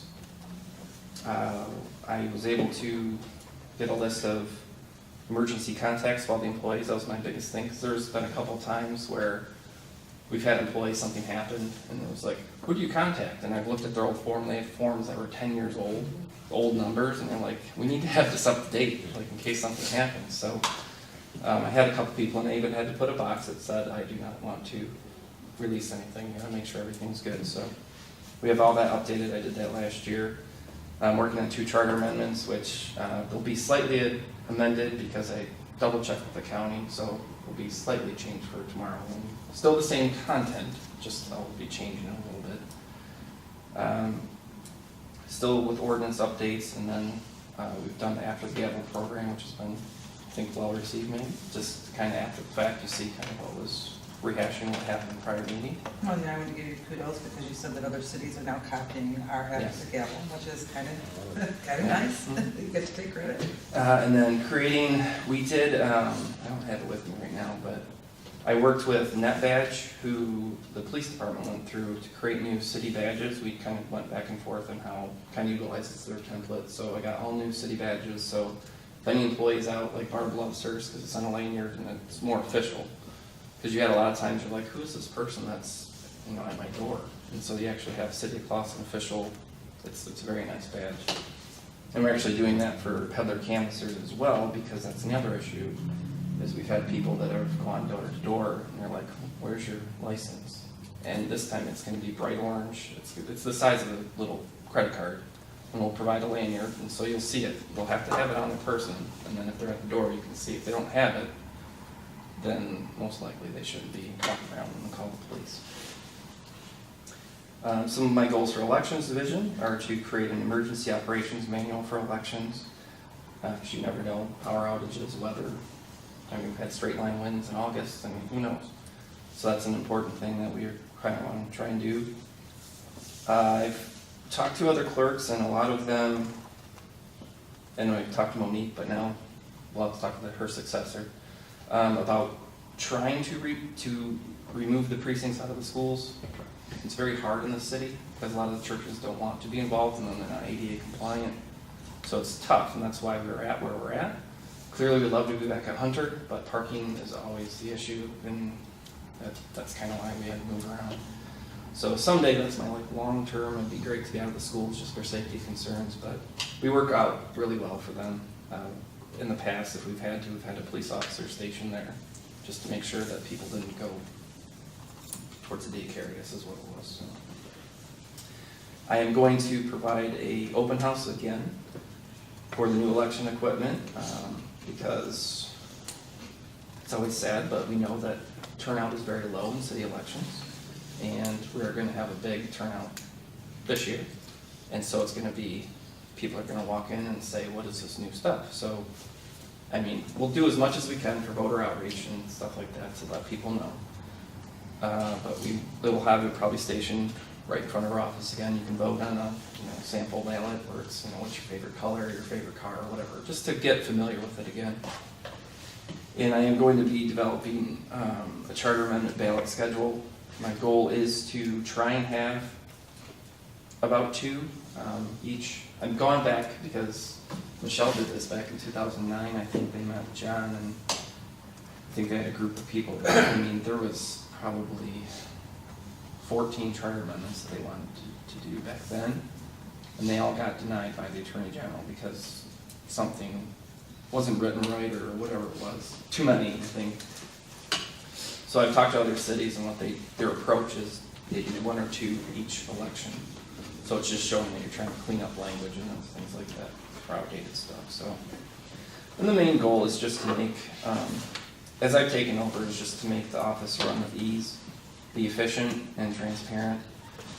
And my objective basically has always been, if I'm out of the office, which I'm going to be in a couple weeks, I'm be gone on vacation, is that Victoria could basically sit down and open a binder and know what to do. That's, that you could just take over and just kind of be like, okay, she can handle it, trust in her. We each know that's the goal, is to run the office that smooth. So that's just kind of the background. I just wanted to let you know, just since I've taken over and I've been on now for, 8 months? So, see, hopefully it's been a good 8 months. Fine A job. lot, great job, a lot more communication, a lot more options and resources. You didn't include the website redesign, which is something that you also. Yes, I forgot it was part of that. It was We're working on that as well. the webmaster for that, and that was quite an undertaking. I pretty much, I think I scrapped the website probably about 3 different times. It's like, no, just, you need to make it look like this, so even revise it, and it's like, it's its own entity, but I'm still always looking at it and like, oh, I would want this there, but that's just my OCD, I guess. So I guess we can run in, I don't have as many revenues, I guess. I did look at a quick thing, because I think everything is lumped in together, but under 101 and then 000452 business licenses, I think that's where mine is lumped into, or maybe that is all mine, I don't know. Yeah, as far as I know, that's all. We have actually, This is the original, it's the original. yeah, it's very original. And McGarno's one's the original one. Well, it's under Department 000 revenue, I didn't know that. because we're off, oh, that's pretty close. 1, 2, 3, might as well. Here's mine. So far this year, we've had $4,500 for Class C liquor licenses. For dance entertainment, spent $350, and coin-op exhibitors are $4,400, and coin-op distributors is $45, for a total of $9,700 that come to our office. Now, with the coin-op exhibitor, that means basically any of the restaurants that have the actual arcade game or the pool table or the jukebox or whatever, they have to purchase it. Each item, you have to have a little label on each thing. And the distributor is those who actually own the equipment and then they utilize that in the system. So each business has a little bit of their own. I don't have the total list right now, but after that's approved by you guys as the council, one of the, David Scott normally goes out and makes sure that they're all listed there. Peddler canister licenses, roughly, we get probably about 10 register a year, so that'd be $300. That's $30 a piece. So far, we've actually, I believe, we've only had 2 that have applied. So again, going back to if anyone is out in the city of Candace and they do not work for Comcast, and only 2 individuals, they're not registered with the city. And we have plenty that we've heard of, so they need to be registered. We're there every other day. Yes, and they need to be. If that question comes up a lot, if we have people who, like the pizza stores or whatever, that just do the door hangers, if they're just walking through and just doing a drop, they don't have to register, because they're not actually conversing and trying to sell their, whatever their services you want to call it. Like, and sometimes we have tree people, or lawn people, that's all they're doing too, they're just, hey, call me. But if you're actually, we have home remodeling companies, a lot of times that come through, you know, like 3 or 4 different guys that come in, they need to, because they're actually trying to set up an appointment to do windows or roofs or whatever, so that question comes up. Initial merchant business licenses come through us, that's roughly, I don't know, I want to say $100 a year maybe 4 new businesses. It's really hard to say, because sometimes we have really good years, and who knows, it's $25 a piece. Animal licenses, that question came up last time. I misspoke. The way we pay, in essence, is through the licensing. So we take in. Sorry. So when someone comes to buy a license, we get a cut of that, and then the rest we reimburse. So that's kind of how we're paying, is they get the cost of the license fee. We're not actually having a payment. And we've had some. I noticed we're gonna have to talk to Chris, because we've had some, I think, timing issues with our payment. And right now there might be a negative balance, and there shouldn't be. So we were looking at that today, because basically it's a wash. It's in and out. It's just we're holding it, and then we're gonna move to a monthly billing, because we were doing quarterly, and sometimes it was offsetting, like right in that fiscal year change. So sometimes if you then zeroed out, you were actually taking money, then you're in the negative, so then you're trying to bring it back positive. So we do get some revenue from that, whereas we get, like for instance, if the license is at $10.50 per year, so that would be a 1-year license, we get $1 of that. That's what the rest goes to the county. So that's, in essence, the $9.50 is paid for the animal control. And you'd ask what they actually provide. They will do animal bite investigations, of course licensing, you can go up there as well. Kennel inspections, impoundment and boarding of animals. Of course, they do the dog census that everyone in the city loves so much. They'll do cruelty investigations, sterilize and neuter of animals before adoption. That helps pay for that, I believe, up there. I think that's why the prices are so.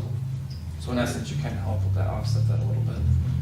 Enforce the Dangerous Dog Act, enforce the ban on wolf dog crosses, and enforce ban on large carnivores and investigate dog fighting. And of course, investigate any suspected rabies cases, which that's the big thing. You want them registered. People always ask, why are they registered? Well, you're proving that they have a rabies vaccine. So we have that sometimes where Barb works, she'll check if they had a dog bite incident. And so she'll come over to us and say, is this dog licensed? And we'll be like, yes, they have a valid rabies. 'Cause that's the first thing you want to know. Does the dog have rabies? So can't you buy a license, you can buy it directly from the county? Yes. Do they, 'cause that's where I bought my license in the past, so do they reimburse Clawson the $1 or that's? No, it's only if they come here. Interesting. Yeah. And sometimes, Troy wasn't selling them for the longest, and there was times during that census, we were getting inundated with Troy residents, and we liked it because we were getting the revenue, but at the same time, it's like, we're just trying to work Clawson residents, so. But sometimes, we'll take a couple if someone works in Clawson but lives in Troy, that's fine, because we get the revenue for that. Can I buy my dog license online in Clawson and us get the $1? When you can buy it online, you go on the website, but it goes Oakland County, so. Yeah. Yeah, and then I think they have a service fee for that. Can't remember what the service fee is. And for the first time in, I think 14 years or so, maybe even longer, they actually did increase their fees January 1st. So that was a big change. So I think if you had an old highlights, it showed the old price, which was $7.50, and now it's $9.50. So they increased everything across the board. That 1 year or 3 year? That was for 1 year. So now a 3-year is $30. $28.50 for a 3 year. Just before the increase, you bought a 3-year, you won. Yeah.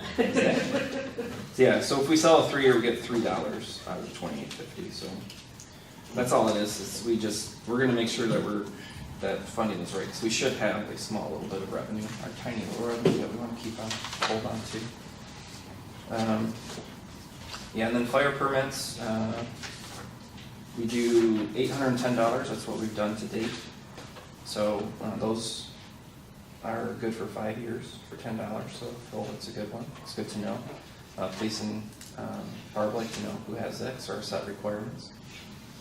For QVF requests for voters, we average about probably $50 to $150, but as I'm looking at my lengthy list of candidates, that might increase quite a bit. And that just goes into other income, I believe, so. Those criminal business, I can't think of any other revenues. Election reimbursement, so the 101000676, that only happens when we run a school election, a special one. And with the change, where the schools went to the November even, that's rarely gonna happen now, unless the schools do want to do a special election, which they could very well in May. I mean, that's an improved election date any year. I mean, they could if they want to, but we always try and advise them to do a piggyback onto another one, so they don't have to pay those costs. I mean, we'll gladly do it. We'll bill them for everything. So, that's why it was so high, because they had a special, I think this was for the technology one that they had back in 15 or something. So that one I don't really ever foresee that happening again, but you never know. We've been told, they always question, they say, how much is an average election? I was like, please don't do a special election, because then it's always May. So then, especially in an even year, then it's like you have 3 elections in 1 year. That's rough. So, and of course, notary services, we vary, but we could be anywhere from $50 to $200. I feel like it ebbs and flows. Like there's times where we won't have any for 4 months, and then all of a sudden I feel like we're doing like 2 a day. And it's bizarre. And a lot of times it's centered around the schools. So there's myself, Victoria, Mary, and Kathy. The 4 of us are all notaries. So if we're gone, then they go to the police station and get it. So What do you charge for that? it's $5 for residents, or Clawson business owners is what we changed it to, and $10 for non-residents. We've been looking at it because I've seen other cities, because in the past, it's funny you mentioned the DTE thing. When that was going on, we had someone coming in daily with 10 documents, and we're just like, this is a little bit insane that you're only charging you $5, because, I mean, it was timely to sit there and notarize all of these documents, and so we changed it a little bit, and we're just like, if you go above a certain, you need to start paying per document, and other cities have done that. Oh, you don't do it per document, it's $5 for just everything? No, Yeah, is that if with they the- have with or a- without a seal? What's that? That's with, we don't have the, Is seal? Stamped? no, it's called something, we don't, we have an embossed seal, but, Oh, the gold something. yeah, it's called something where sometimes they'll call us and like, do you have that? I was like, I'm not. Banks do that, Yeah, I forgot what it's called something else, but, and we've noticed that a lot of the banks don't do notary services, and they don't wanna get involved in that. So we do wills a lot, and power of attorneys, and all kinds of stuff, so it's not a huge revenue, and I think again, that goes into other income. And then FOIA requests we do, that one varies. We've had an interesting few months with a couple high-profile FOIAs that came in from surrounding cities, or city, rather. So that one generated quite a bit of, once they saw the hefty bill, a couple people did not pay it, so. Because it's per page or something like that? It was per page and per city attorney's time, and the redaction fee, and then they wanted canned footage, which was a ton of, I mean, it was that one, if they wanted the whole document, was like $500 Really? for everything, to pay for the labor, and then we were allowed to pay, we're still doing very minimal with their fees, but a couple of them were just like, no, that's okay. Let another newspaper buy it or something. Yeah. How is redaction carried on? The attorney looks at it, and he just follows whatever the law is, so if there's any pertinent information, social security numbers, names, like possibly people could, know where they live or whatever like that. So we just follow the law, whatever's, but if there's any redaction that needs to be done, John will look at it, make sure. Electronic or? is it him? We actually have the document and then we black it out, and then it just will read. Sometimes I have to go a couple different ways, because if you look at it real fast and copy it, you're like, you can still kind of see it, so I have to go over it a couple times. Yeah, is there a way to do that electronically? You can, I can do a block and then I can actually, on PDF, since I have Pro, I can make it a special document, so they can't, Edit it. undo it. But it's easier just to have the actual document and then then you have to prove of that. So that's pretty much my revenues. I don't know of any other revenues. And I don't really foresee, they're pretty much, like I said, the animal one is kind of, it depends, and we always see a bigger influx when they do the census, of course, because then we get more money when it's late. And it seems like the last couple of years we've been chosen. A lot of times they do rotations, but it seems like they'll do a little pocket of Clawson every year for some reason, so. You always Yes, they do. We have a lot of dogs. I think Yeah. that Yeah. we have a lot of dogs, it's probably why. I didn't realize it until they took over. Michelle and I were talking back in 2013 or something. There are this many dogs in the city? It's crazy. They were coming out of the woodwork. Like, they've never been licensed before. Wow. So I guess I'll just move on to then some of the elections we'll do first. So since we did receive new voting equipment, that was paid for through grant funds, of course, and through the state, we were forced to get everything new. It's again those unfunded mandates that are fun. So we went from an oval to a box. So therefore, everything has to be replaced. Because it used to be to the right, now it's to the left, and all this, so any materials that we've had to match the new standards, and that's been hefty in price. I tried to utilize some of the current budget to purchase things, but I was waiting on some possible law changes because I know there's some litigation right now in regards to straight party voting, and that might change things, which then, if I would have bought all the materials, then that would have all been pointless. So we're all kind of like waiting. And then as well, this year now, precinct delegates might be changing as well, where they might not be handling, we might not actually decide the winners anymore. Where in the past, our election inspectors at the end of the night would say, so-and-so got so many votes, they're the winner. Whereas everything's gonna be up to the county if this package gets through the House. So we're kind of waiting on stuff. And then, of course, now this year, the other thing's changed is the Libertarian Party received enough votes that they'll appear on the ballot in the primary. So there'll be a primary for the Democrats, Republicans, and Libertarians. So that kind of changed some stuff as well. So if they do move the precinct delegates to the county, how expeditiously would those results come out? Like, would you They'll still? use the tape that we get that says that they'll know immediately. Like, Really? Pretty fast, we'll say. I'll say immediately. I preface that a little bit. But yes, everything will be handled. It hasn't been in the works, but they really think it's going to pass, and that the governor will sign it, so. Just in time for the August primary for them, which will change a lot of things, because then I won't have to do all the booklets and all the extra paperwork that had to be with that, so that'll help.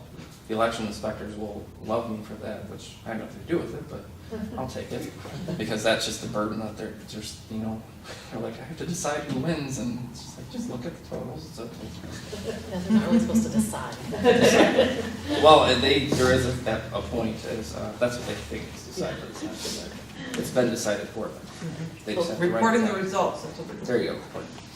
So in 2017, we had one election, of course, the city election, and we utilized new equipment. So for election service, I'm increasing that this time because we'll have 2 elections, and that always increases the cost. We roughly hire anywhere from 32 to 40 workers each election, work extremely long hours. They're very dedicated workers to us. We've had some that have worked for us for 20, 30 years doing this. Very appreciative of their help. I mean, they work from 6 a.m. to sometimes 10, 11 at night. Some of them love it, some like certain aspects of it, so we try and make sure that they're doing what they like, what specific things, some don't. Like the computers as much, so we just try and make sure that there's other things that they do, so. They're requesting to be increased again because there's 2 elections, and they're big because there's going to be the gubernatorial election, so we'll have to hire and train, and we expect to have a higher voter turnout, which always, you always want to have more workers then. So like in November, I will most likely have 6 workers per precinct, where normally I have 5, sometimes I can run with 4, but you always want to have like that 6, so then, because at certain times it's going to be busier, and you want to make sure you have lunch and all the breaks covered. Then we have to make sure we have the balance with the parties as well. So looking at past history, I believe, I don't know what my year-to-date is at. I think I was running at like $6,500, and I purchased a couple other things for the election workers in that. So that's why I did 12.5. So it does look like a large increase, but the way elections are, it's like one year it might be here this year, and then it goes back down, and it just kind of depends on odd, even years. So that's why we're increasing it to the 12.5, or requesting to decrease. Workers' comp stay the same. Postage is going up just a little bit because we're going to have another election to mail out things. We do have a nonprofit permit, or nonprofit standard, I think is what it's called. So we have a little stamp, so we're able to get, basically per piece, it's probably 0.018 cents or 0.1, something like that. It's cheap. In order to do that with they put them in the big tubs and they bring them over there and they process them through the large mail. But you do have to still pay for the permit seal, which each year the Postal Service increases. And we do continue to work with them because there are some issues. So it is an ongoing federal thing as well, that we get information from the Detroit postmasters called us before to make sure that Clawson is running well. They call all the cities because we had so many issues after the 2016 election that some of the federal election people met with them and said, we need to fix these issues. Because we've had times where I've walked over there and I've had a husband and a wife ballot that I've given to them, and the wife got it the next day and the husband got it a week later. How does that happen? I don't know. So we work through those things.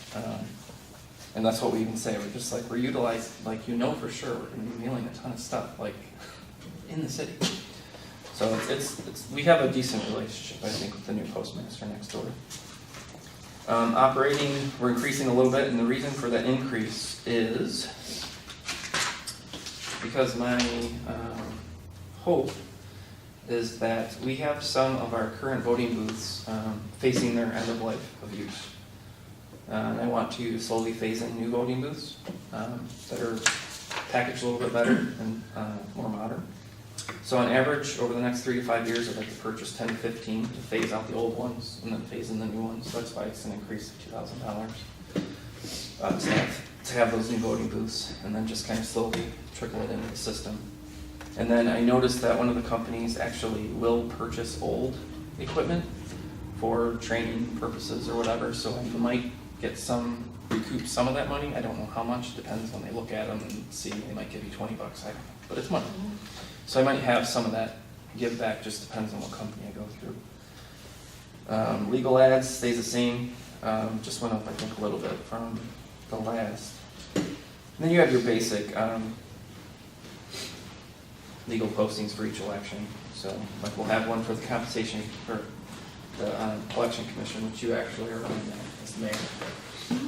So that's one of your extra duties.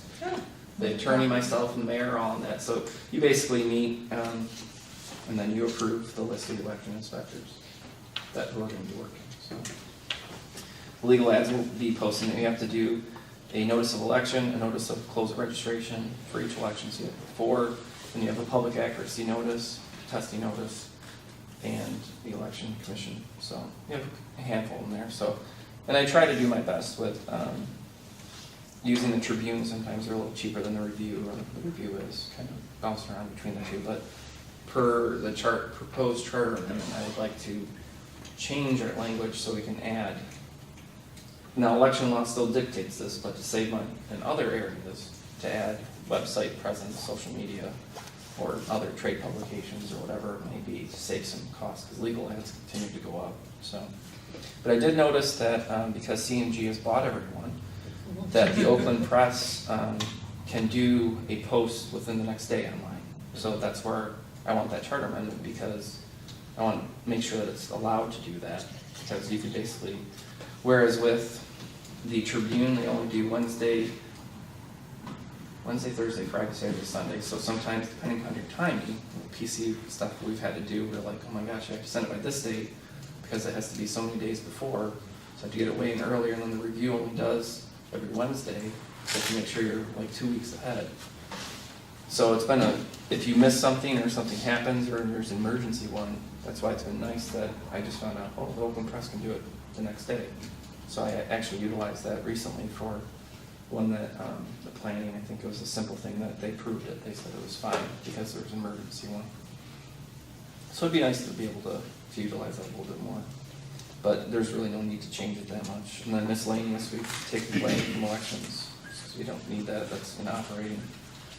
Equipment maintenance, I think it's still zero, only because over the next 5 years, based on the new purchase through the Oakland County and the state, we don't have to worry about maintenance because it's all covered under the warranty. So after the 5 years, they said at about the 4th year, you're gonna wanna start budgeting, because that's when the warranty's up and you wanna make sure you have money in the fund, so. But for the next 4 years, basically, we won't have any equipment maintenance, so I don't have to worry about. As far as the clerk there, salary and wages, that's the proposal, it went up a little bit, but it still went down from last time. Only because I'm at a lower rate than what Michelle was, she was at the top, and Victoria's, we're both working in steps within that. As you can see, of course, we don't have defined benefit anymore, because Michelle retired, and Victoria and I are both in defined contribution. So that's why that increased, but then the other one decreased, so. Insurance has stayed the same. Operating, I'm decreasing, and that is mainly because the intent is to move a lot of that operating from, as we stated last week, I don't know if you recall, the copier to then City Hall operating, so that's why my operating went down a little bit, so you see that one go up. And we do really well, we go between Staples and Integrity and Uline and other services, and I do cost analysis and see which one's cheaper and stuff, and for all the supplies that we need for folders or whatever it might be. Computer supplies stay the same, cells stay the same. I'm the only one who has, Victoria doesn't, it's just myself for the city phone. Vehicle and mileage allowance is staying 900. The reason you'll see the year-to-date up an increase is because I didn't realize it, but before Michelle retired, she had turned in a mileage in July. That's why the increase. So we were working on a good budget, and then I saw that she had turned one in because she was still here in July. A last item, I was going forward with all the things that we were doing, and all of a sudden I was like, where's mine at? And then I looked at the thing and Michelle had turned in. So I was keeping track of my own Excel spreadsheet, but I didn't keep that. But 900 has always been good for that. But you'll notice in the year-to-date, I think we're like $50 over or so, something like that. But 900 is good because that covers all of our trainings that we have to do and driving to different areas. Most of the time we have, Lansing or Oakland County a lot.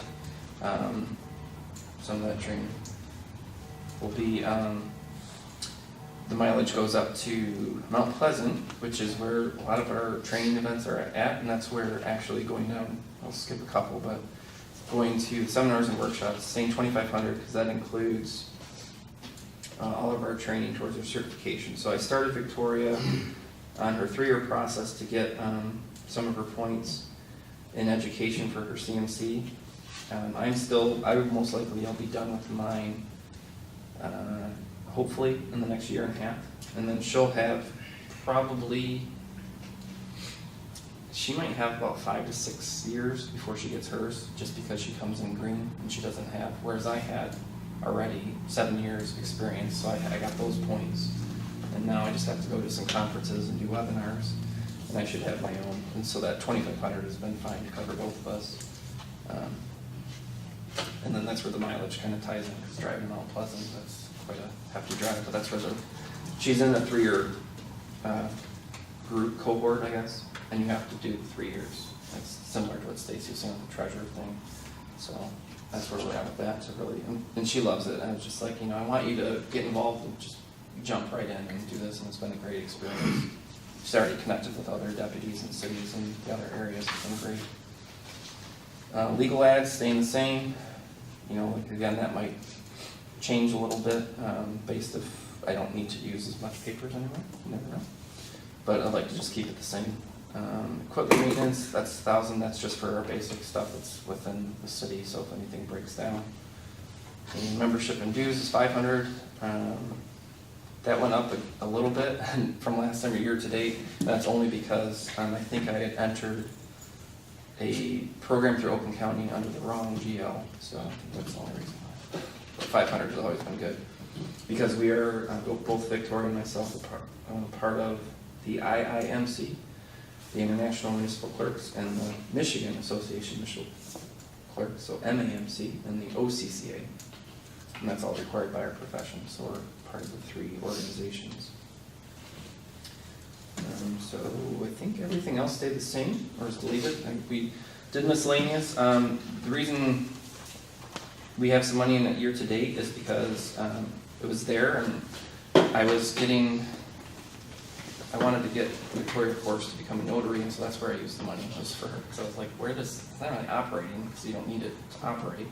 It's like, it is kind of a miscellaneous item, it's just notary, so that's why that money is there for the year to date. But she's got it, and everything else just go back to operating, so just thought we'd make it 0. That's pretty much all for that. And of course, we had discussed Renshaw last time, which you move forward with, stating to have Kingstep and myself research and see, so we'll move forward with that, and then hopefully report back and see what we can do. If you want to move forward with the sale or whatever it might be, it would have to go on the November ballot, and we'd have it by August, if you want to this year. We're going to be past the deadline for the August election, but we have till August for the November election. Or we can wait until 2019, whatever you want to do. But we'll bring forth the report and see what we can do. We don't know if we can have caveats on things, but you never know. I talked to an attorney at work, and he said, we do it all the time. Yeah. Well, all right. Was the response, and if we needed some help, he'd be happy to help us with that. Wonderful. And we have to have Pro bono. I'm sure it would be. Well, would you like to help me out, or would you like your computer to work? Which is it? Oh, and then, capital, and then we do have some capital. Sorry, Troy. Page 32 under capital. Yes. Clerk computers, that is Victoria and myself. I will tell you, a great welcome to being the city clerk is my computer went to the blue screen of death probably 5 times during the election, which was wonderful. I don't know if what's happened. I keep on having issues with going to my carbonite, and I've talked to electrosonics, and he doesn't know there was some weird mapping thing. And he thinks that there's just something's going on with my computer. I was like, I don't know if something, I don't know, some voodoo thing, but something. It's just strange. There's just times where it's just interesting. So it's always best when we do computers, we kind of push it up a little bit for the request to utilize, to get computers for both of us, because we're on a network together. And I would handle all of that, transfer, electronics, does all that stuff. So that's Dave's number. It might be less, I don't know, that's what he's saying. And then as far as election computers, I think we put it under here because I talked to the state, and it's time to get new e-poll books as well. Our little tiny compacts that we use on the elections they were from the original, we were part of the original grant back in 2012. So they're 6 years old, and they are, as computers we know, they start to go. they're acting up, so that's a request to get 6 new election computers, and they have a couple Dells that they state are good. Just basic little ones, because they're not gonna do anything other than you upload the voter information, and then you run the election, that's all they're used for. So they're about $500 a piece, so that's why we're doing that. So I'll buy 5 for the precincts, then 1 training one, so it'll be 6. That's my only capital improvement I think.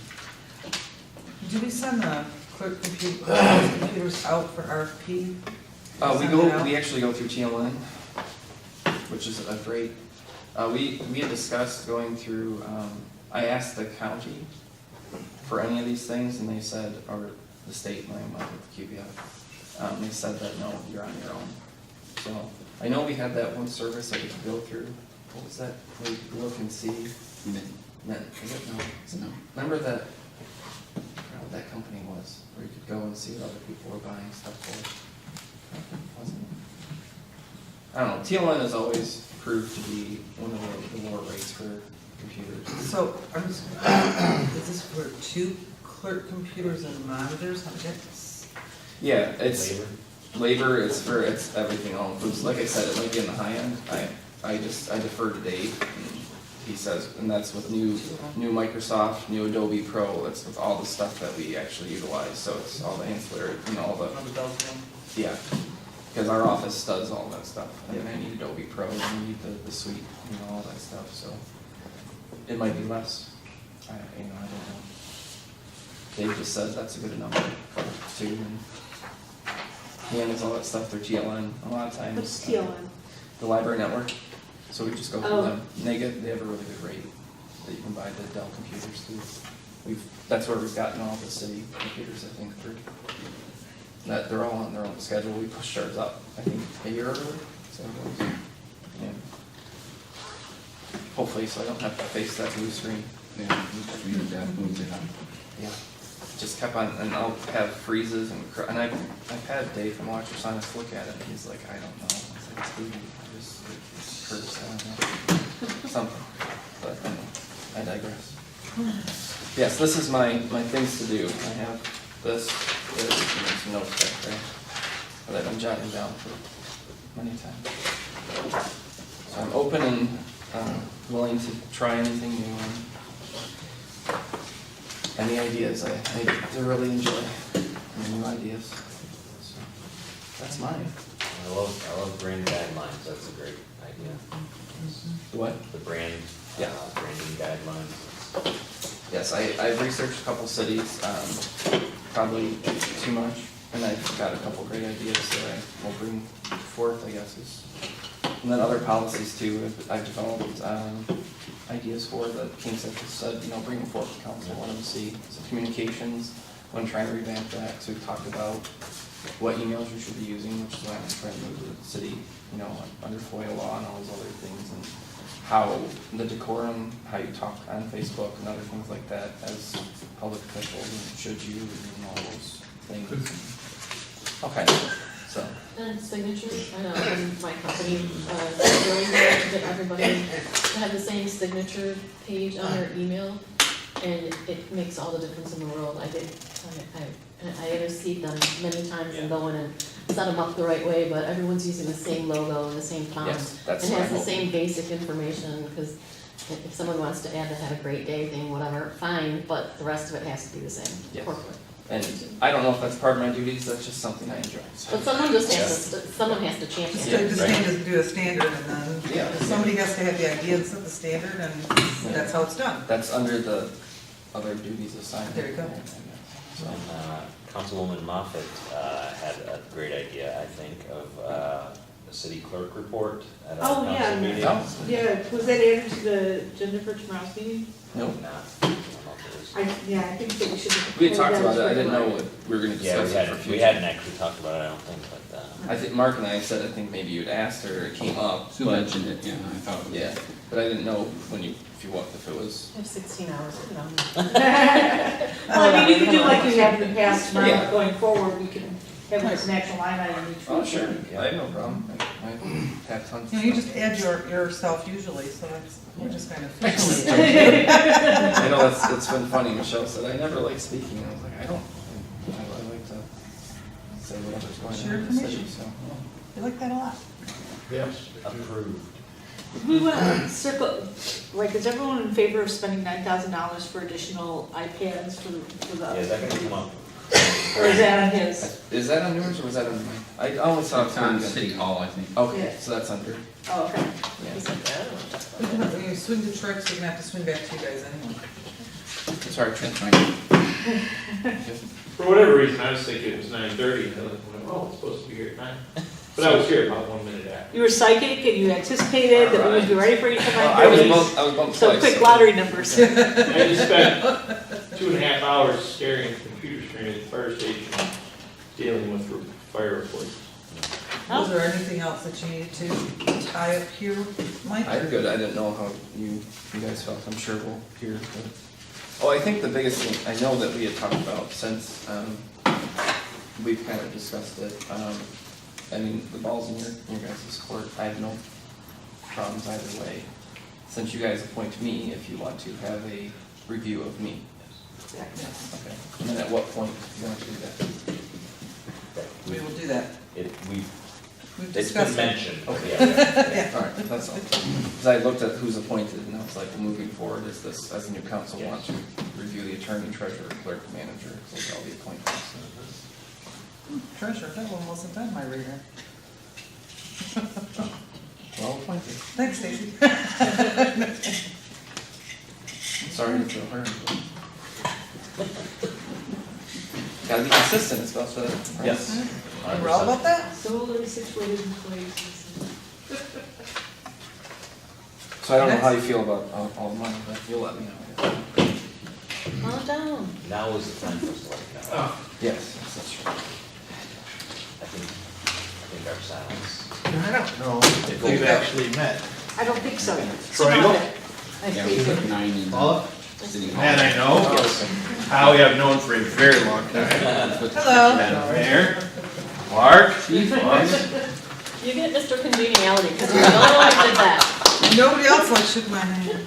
And I'm gonna sit down and ask for things like jetpacks, grass boats. Yeah. Imagine what I could do with You fire know, these response if we had These jetpacks, right? jetpack things. you just Hoverboards. put We them need them, you can have We them. could really use a helicopter. That'd be awesome. on. So you're not I'll take you guys helping. all. Well, we're playing at Fantasyland. I'm gonna get 5 unicorns too, so. See, he leads with the jetpacks. Yeah, right. Yeah, so then when I ask for something simple, it's whatever it takes to get rid of them, right? That's what you were reading on that computer just a few minutes ago, wasn't it? No, I actually go, Negotiating tactics. it's FMRS. So we've always had fun with our state fire reporting system, and now they're upgrading it. So when I went to the class to learn how to do that, the young lady that's showing me, oh, wait a second, you've got all these reports that never got filed quite right from 2012. That you need to fix. Oh, you go fix these. Wow. Fortunately, I was at most of them, so, and we've always kept good records, so it's just a simple, fix this, fix that, but, line code 864413. It's like, okay. You'll just know the system really well now, that's okay. Yeah. I am learning the system, so. I will not presume to be an expert on budget matters, but I printed out my 2017, 2018 budget, so if you guys want to go over it all. It's page 7. Yeah, I didn't get whatever page. I never got mine. I've got what I've got. Oh, I got one? Maybe some of the big one, is it? Yeah, yeah, Okay. yeah. Yeah, 37. And we sent so much paperwork, I shouldn't be surprised. And Mark and I went over this a week or so ago, we went over I don't think everything. any of his changed, right?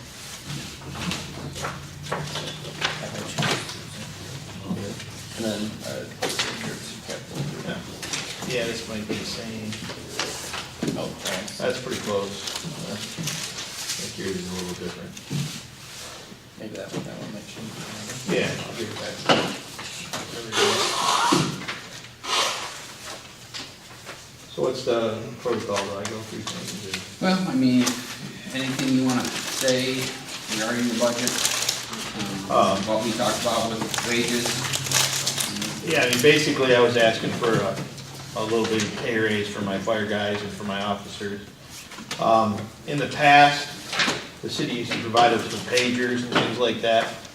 All of those things are gone, and now we're using our personal cell phones as secondary alerting devices, so that's actually cost my firefighters money. So I'd like to, in just a little bit, I mean, we're not talking about anything big, I think we were talking about. 520 to 600. Yeah. That was $80. So we're talking about $80 a firefighter. And then the officers have to spend a lot more time doing stuff and a lot more time on their phones, so we were talking about a little bit better for them. Right now, everybody gets exactly the same. $80 per month, year, week, day? Per year. They get an Per year. annual payment of Okay. 520, and we're bumping that to 600. And then the chief and the captains will get $1,000. I think I spend more than that on gas and stuff for my vehicles, but that's okay. I do this job for, they let me drive the shiny red fire truck. So. And your fire department has been very busy in the last, well, this month was a busy month, and we had 14 calls that day of the ice storm. Back to back from 9 o'clock until about 3:34 when it finally quieted down. So we've been running our new rescue lot. We're working on our new fire truck. Thank you for that. I think I saw you driving this morning, if I'm not mistaken. Yes, you did. We had 2 calls today. The new truck is arrived? No, not that new truck. We're talking. Oh. I still consider our ladder truck that we got in like 2003 new. So, you know, I thought I might have missed something. yeah, no, ma'am. I guarantee you that when we get it, you guys we'll bring it down and show it to you. So part-time salaries and that stuff, our annual expenses, I basically wanted to keep everything pretty much the same. Mark and I talked about a few things, and it's all small changes. Social Security, and fortunately I don't have to deal with the life insurance or anything like that. Fire department pension benefits. I know that the cost of that, Mark and I discussed it goes up, but the pension board pretty We much. just got our most recent actuary, and they're over 100% funded, so it'll probably stay in the 90 to 100,000 range unless there's changes. So. I know in the future, my guys will probably be asking for a small increase. What you guys decide to do with that will be whatever you guys decide to do with it, but I know that they're looking to they're trying to keep a little more in par with what our brothers to the north are getting. We spend a lot of time at the Troy Fire Department. We kind of watch what they're getting. You know, they get brand new fire stations, and, all kinds of stuff. Much bigger city. My guy said, "Are we gonna get a fire station?" I went, yeah, no.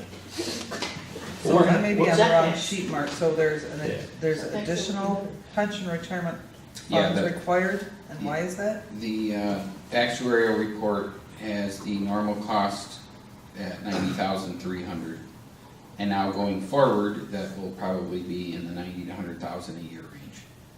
And that will be to keep it at 100% funding.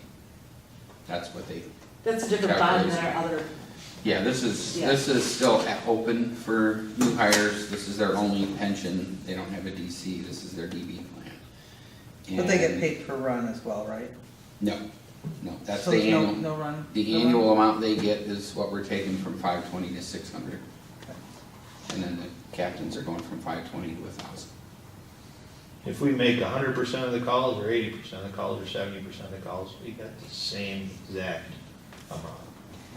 And they're talking internally about, I think it has probably changed, but this possibility of a punishment being, if you don't show up on significant number of runs, it's 60%. Yeah, we're looking at 60% run totals of your available run time, so we don't ding the guys that miss calls when they're at work. That's not fair. But we're trying to make a real fair system. But lately, the last couple of months, I haven't had attendance problems. So, I mean, I think I averaged all but like 4 guys at those 14 calls. I mean, my averages, I can tell, are up. I like to see 13, 14 guys on a call. Realistically, I have to have a minimum of 5 people to run a structure fire. On a Friday afternoon, that can be a little hard with the DPW guys closed down, but last Friday, I'm up like 6, 7, 8 guys, but it just makes me smile. So, and they're all doing real well. Everybody seems to be in good spirits and working hard. station's cleaner.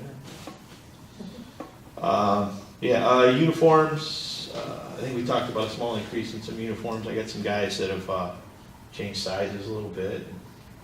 Some of the stuff's getting a little wore out, you know, some of these guys have been on for 10, 12, 13 years and still wearing the same shirt. Well, it's starting to get a little wore out. And realistically, I mean, these guys all deserve a little this and a little that, so trying to take good care of them. Tuition and education, I wanted to keep about the same. Operating supplies, we talked about keeping that the same. What's in those, the operating supplies number? Oh, all kinds of What type stuff. of things? Everything from pre-employment physicals, miscellaneous turnout gear, hoods, boots, helmets, SCBA face pieces. I mean, $25,000. You want me to? I'll list them all if you want. All the different things that we cover in that. Just a big. Flashlights, fire hose, reflective safety vests, air pack repair. We fix most of our own stuff. Certain things I can't fix, I have to send out to Scott Specialty Gas. But anything in the secondary regulator, there's about 4 of us that are qualified to fix that. I'm trying to get a school to get, back to about 10 guys. We take secondary regulator apart, do anything with a backpack frame, replace any of the straps and hoses, and they wear out, they break, they're not really break, but they fray, and then they hang up. Everything that we do is geared towards speed to put on, so it goes on fast, comes off the truck fast, goes back slow. The whole thing is set up that way.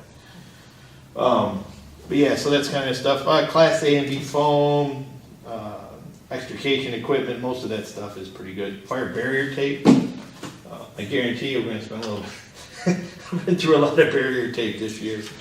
You got saw blades, webbing, shirt badges.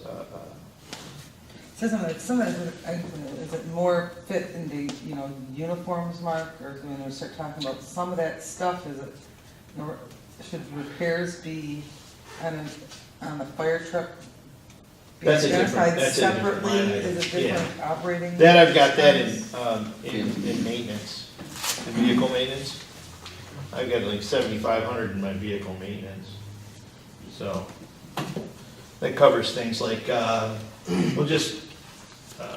last week we had to order a check valve and a gauge for engine 16 straight-up foam proportioner. Started leaking foam into our water tank, which we discovered, strangely enough, by having to put water on a fire. Wait a minute, we don't have a phone system on. Why is there foam in our water tank? And then you follow it, and out the vent, it looked like soapy water everywhere the truck went. Oops, figure that one out. It's a little $100 check valve or something that's leaking foam into the tank, so gotta fix that. Foam is a beautiful thing.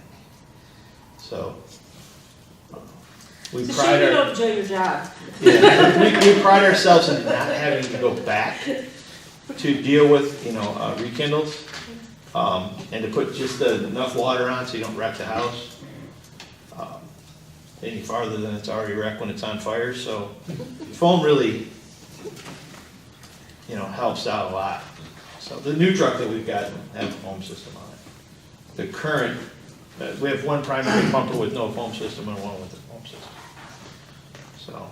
So if I beat them with the old truck, if I beat the new truck there, got no foam, and then the guys are like, wow, no, I ain't moving, put it out the old way.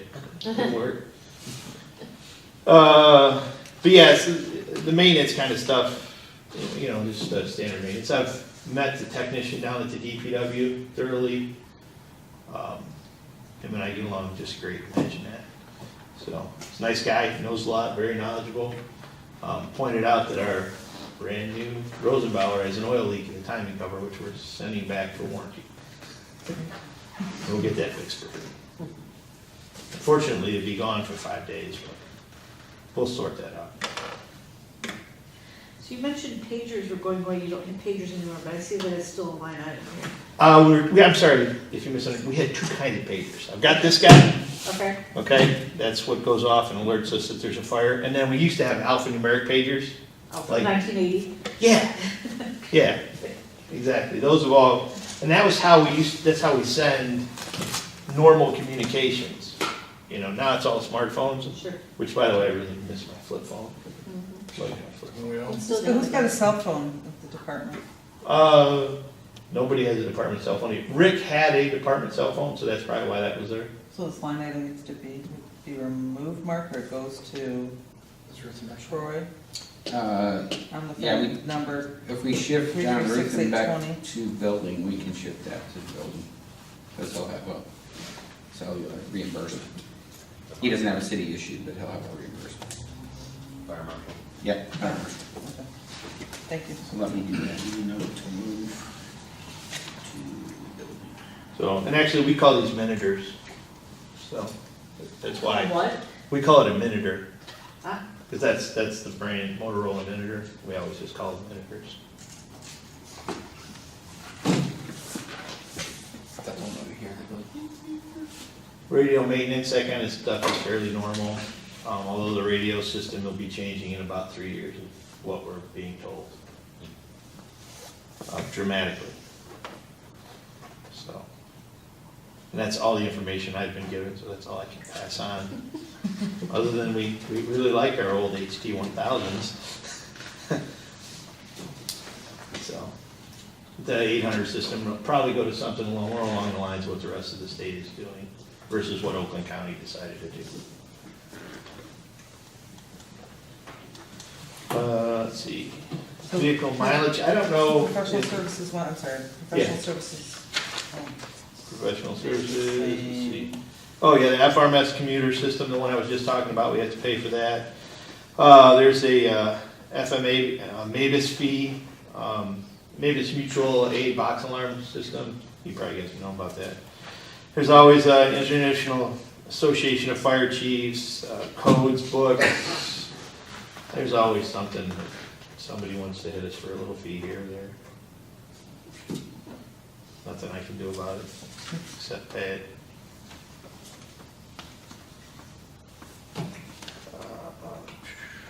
Monitor batteries, we've been going through a few radio maintenance stuff, it's pretty standard. Some guys break their belt clips, things like that. We seem to have a problem with battery chargers in the fire trucks. Whoever designed them did not understand how a firefighter operates. So,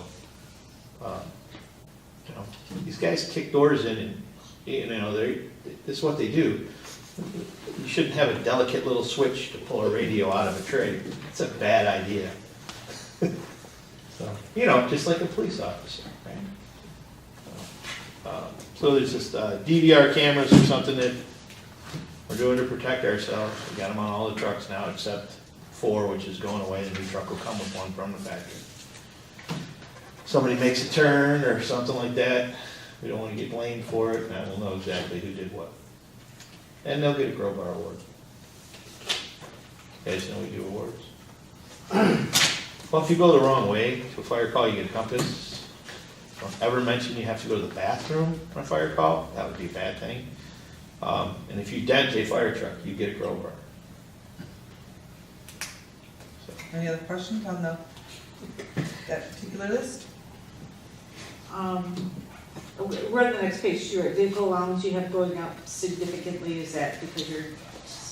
That's actually John, the fire marshal as well. Is that the next one, I'm missing a Yeah. line? Yeah, I'll move that to building.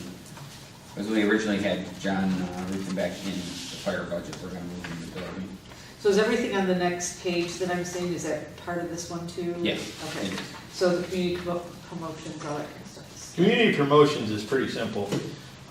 This is the stuff that I buy for the kids, and I take to school and I use, it was 45 or whatever, I think we're going to 46, I think is what I requested. Everything that I buy, I pass out to the kids. We used to have a much better budget, and you could buy more stuff. Now I barely get enough to give to the kids. When I was going through this at home, I was using a Clawson Fire Department ruler. Yeah. I guess it has, I've been told that I'm not supposed to pass out pencil sharpeners anymore at the schools because inside them, I don't know how I feel about it. A kid needs a pencil sharpener, right? Well, they don't need a pencil for their iPad, so they're good. Yeah. We're still spending much less than this for the police department, correct, Mark? far as Um, promotions, I believe, but like $1,500 on this side. I think they're still, let me check real quick here. I do appreciate the, open house that you guys do. It's a good. Donuts and cider and. They're at 2,000, please. Yeah. Donut cider, bounce house. Well, we've been trying to get a bounce house for free. We haven't been able to work that one out yet. I think it's about $500 or $400 for the bounce house. It's kids love. A&M Sunoco always donates a car for us to tear up. They're great guys. But yeah, I mean, everything that I buy, I pass out at open house, or I pass out at schools. I hold on to, and we do a lot of stuff with, we do more, I mean, the police officers do some stuff, they're just starting to get into the badges. A few things, matter of fact, they got badges, so I had to buy fire department badges. Those silly little red helmets that we pass out to all the kids, those things are kind of, they're not cheap. But they're awesome. They are, and the kids love them, and so it's like, okay, why not? But the kids love them. We still have to. I think in the early 2000s, that budget was 10,000. Yes. So, Yeah. yes. And we used It to, got whittled over the years. and we used to buy everything we needed, and then we'd have a couple bucks left over to maybe buy a pen that said Clawson Fire Department on it. All our firefighters have nice pens. None of that happens anymore. No, I spend every bit of it. But I'm on guessing school. the guys that kick the doors down with their boots aren't really keeping track of their cool pen either. No, they're not. Although a few of us still have them until we show, you know, ooh, I still got a pen. If you guys need pens, I have a ton left from the campaign, you're more than welcome to have them. Actually, I prefer to, I really like the Pilot G207s and I buy them in Staples. People at work are like, I just really plan to look at those pens are. We had really nice pens and mechanical pencils, and there were a few little odds and ends. Okay, well, let's go to capital improvement. Well, before we move on, Okay. last year there was discussion about, the medical exams for the guys. Yeah. Any value? Guys really aren't in favor of that. Okay. All of them say that they go to their doctors, and I've told them before, I said, really? Okay, but they're really not in favor of that. They were pretty, for lack of a better term, some of them got kind of nervous about it. They didn't really understand that. I get a physical through the hazmat team every year. Plus, I see my doctor every 6 months. But these guys are all telling me that they're going all the time. What And was the it's discussion? not a legal requirement, so at this point, we're News kinda- anchor that passed, is that? I'm not gonna stir No, that pot. the former chief was requesting a line item to send his guys to a clinic for physical. He wanted to get physicals for him every year. Now, as a hazmat team member, I ride with Oakland County Hazmat, I have to have a physical every year. And it monitors, like metals in my blood and stuff like that, cause I go on hazmat calls. And you have to have a baseline, so if something ever bad happens to me, you know, we know where it happened, right? So for fitness and duty or just for? I'm going to require it every Right. year to The idea was be a part of that. you know, I think that Rick had lost his sister something to cancer, and I mean, so this was this was a very emotional thing for him. He didn't want to see any of our guys, and I've lost a couple of guys to cancer. And in the fire service right now, the stuff that you read, it's not if you get cancer, but when. I mean, there's a lot of stuff that's coming down. Wash your turnout gear, you know, don't put your turnout gear in the truck, because everything that we deal with is carcinogenic. To where in the old days, the older materials weren't. But all the new stuff, you know, this nylon burns, Huh. I mean, it's all bad and nasty. To where the old day when you know, your cotton couch caught on fire, it was just nasty smoke, right? It didn't kill you. So So it is was- there some aspect of limiting potential liability or something like that? It was to help the guys, Just be aware of their just own to be physical. screened, yeah, and, Oh, yeah. okay. All right, so So- no real concern of the city, it was his own personal, Yeah. you should do it, right? And I recommend all my guys, you know, hey, go get checked out, you know, once a year. See, you should get a physical every year. Don't get me started on health. But, you know, and there just wasn't, they weren't supporting that kind of stuff. I mean, there was more pushback than I thought there would be. But I discussed it with them, and they're not in favor of that, so, okay, I won't push it. Are they all screened when they come on board? Yes, they all have a pre-employment physical. They have to pass that or we won't we won't accept them. So, so they have a pre-employment physical, which is one of the budget items in here. Then they go through, a board where we interview them, and then they have to pass a physical agility test that we've designed. It's pretty, I won't say it's tough, but it's tough. Cause you gotta be able to, you gotta be able to haul a 170-pound person up and down stairs. Because, if we're in a fire together and he goes down, I better be able to drag him out. And that's designed behind it. Is that a one-time test, or is it like, No, DOT well, where you have to do it It's every one time, year or two? it's one time, when you get on. And then I have a whole fire department full of guys that love physical fitness, so we actually do it a lot more. So they're doing each other around the station just for. Oh, yeah, we got all kinds of stuff. You should come by a training sometime, Neil, my training officer, loves physical fitness. So we're always hauling a dummy up the stairs and dragging through we made a tunnel. We call it Neil's Tunnel of Love. It is 2 feet by 2 feet. And you put wires and cables and stuff in it and for entanglement hazards. And you have to work your way through that. Sometimes you have to drag a dummy through this tunnel, which is 8 feet long. So sometimes we make it teeter-totter. We do all kind of stuff. Oh yeah, Good time over there. we have a good old time. So, Sounds like a reality show in the I know, meantime. right? no, thank you. Hopefully keep the cameras. It's Rusty fire. Write this down. So, one of these days, we might, hit you up for your, I like to borrow people's garages because I can fill them with smoke and not necessarily have to worry about anything. So like I've used my garage, I set up all kinds of blocking and hazards and a maze. So you get, because one of the things we practice a lot is lost firefighting. So, which, when I was the training officer, I set up a real nice one, and I took a firefighter to the side and said, "You're gonna get lost." Well, no, you're going to get lost. It was all preset, I was gonna have a lot of fun with the guys. Except Captain Ingerbretson, as soon as my guy started to get off, reached over and grabbed him by the back of his shirt and said, "Where are you going? You're not allowed to get lost," and dragged him out. These guys, they spend a lot of time practicing, and we really try to be as professional as possible. Any more questions? Did I get the basketball? Well, there's page, right, page 6. Oh, page 6? Capital improvement. Oh, capital improvement. Yeah. And I was, the bunker gear, didn't we decide to spread this out and We did? a few, so many years? Yeah, it's spread out over 3 years. I believe I've got one small group left to take care of, like 6 or 8 sets, and then everyone will have had brand new bunker gear. And the idea behind it is to get a new set, still have your old set that's 5 or 6 years old. So if we're in a structure fire, we can wash it in our heavy-duty washing machine, not bring the carcinogenics and stuff like that out. Clean your gear. It takes like 2 days to dry, because you can't put it in a dryer. You throw this in the dryer and it's dry in 45 minutes. We put our fire gear in a hose dryer, blows air through it. You're not supposed to put it in the sunlight to dry.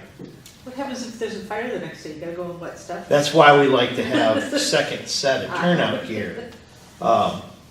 Which is what we're doing. You just wear your old, you wear your brand new gear all the time. If you have a fire the next day, you wear your, like I've been around long enough, I have 2 sets. Actually, at this point, I think I have 3 sets, but one of them's like 15 years old. Technically, I should wear that. Where are we at with helmets? Helmets, we've got about 2 years, and we're probably gonna have to replace all our helmets. They have a shelf life. Right now, I'm talking to the department about what kind of helmets we want to replace them with. So I think we're probably, right now we have a real fancy looking, older style, beautiful helmets. They're awesome. They look great. Just a little less user friendly. So I think we may go back to the older style that we had that didn't entangle, it didn't hit, and we're just a little bit lighter. Some of the guys like them, some of the guys don't. My intention is to basically let the department decide what kind of helmets they want. This is to keep them happy. I'm not gonna force anything like that on them. I will be buying some gloves, but that kind of stuff will be in my operating budget. I want every one of my firefighters to have at least 2 good pair of gloves, because they get wet in the wintertime and they freeze, you need to put a pair of dry gloves on. And I've watched it happen. Took your gloves off, did this, Oh, yeah. went to put, and you couldn't put them on, they were frozen.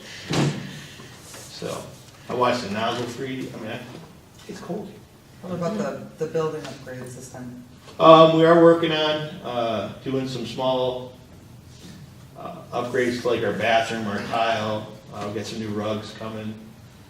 Cause the rugs and, you know, just the what stuff, the basic stuff you walk on. Our rugs are older than me, I think. But yeah, I think we're gonna replace the tile in the hallway and the bathroom. I think we had, what, 8,000 was the, $7,000. Do you have a quote for that already, or? Not yet, we're working on it right now, so. So that, would that be telling me, did we ever take care of the doors? The doors are already taken care of. The outside door, you're talking about the entry doors? The truck doors? Oh, the truck doors is something I'd like to put into capital, but I expected that to be a couple years from now, 2 to 3 years. 2 years ago it was asked for, that's why I'm concerned. Okay. We're doing tile work before we're fixing our fire doors. The fire doors are still working. Now, we had new entry doors. All our entry doors were repaired and replaced, because we had some entry door problems, especially the back door, which wouldn't even lock. But our fire base doors are still working okay, but I think it's probably gonna be something we wanna do in the next couple, 3 years. Put all new bay doors in, doors with glass instead of silly little windows. What was the issue a couple years ago? They were saying that they fell off the tracks when they were trying. Yeah, we had them fixed. So, and we've lost a few panels here and there, due to, fire truck versus door contact. Because I guess Yeah. I had difficulty approving improvements in the police department. Yeah. When people are there all the time, and for me to approve a same building upgrade at the fire department would be hard for me to justify. Yeah, but, you know, people get stopped by the police, they get scared, they love the fire. I actually think that we need to give the cops everything they need. As they're right now. They work hard, they're dangerous lives, and we need to support them as best as possible. I've been working with Harry, and we've been trying to get more involved. You've been trying to get one really cool multi-million-dollar building. Who are you kidding? No, I don't know if I want to share a building with, I love them, but I don't know if I want to No, I share a understood, building. you were on the bottom, they were on the top. Yeah. Okay. So, now I love cops, but I'm not interested in living in the same building as them. But they do need, like, I think we're gonna get them on board with our good fellows. They used to be years and years ago, I wanna get them back involved. And that's something I've been dealing with, you know, the good fellows president, the guys, and just, it takes a little while to work all that stuff I'm out. doing a lot of things, Phil, you guys know, you're already doing that, you did that with the basketball game, you guys. Yep, I got 8 guys going to play softball. So this should be a good time for them. So, as much stuff as we can do with the cops, it's better, because I end up working with them, you know, whenever they need something, I come and run it. So, that's what you do, whatever they need, you give it to them. So I understand, but yeah, I don't fully anticipate, I'd like to see new doors on the station. I'd like to see new doors on a fire station, but I understand that may be a while down the road. My parking lot's in pretty rough shape, we're gonna have to do something with that pretty soon. Is that because of the trucks being heavy?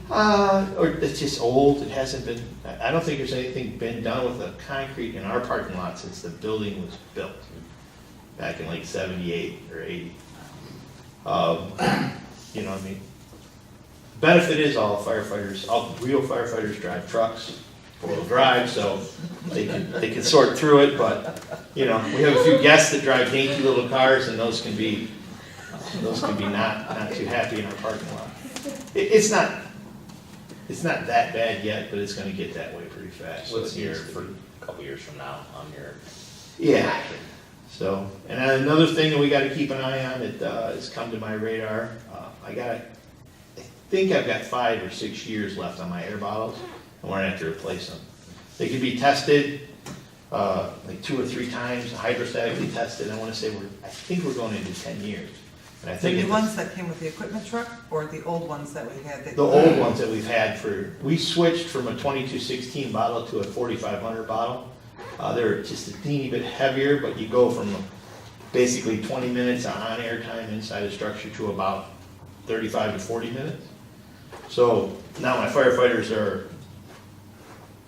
they can work longer, it's less fatiguing, and you have less, and you got more time to get out, which is really important in some of the structures around here. Because if it takes you 20 minutes to get in, you better make sure you got 20 minutes to get back out.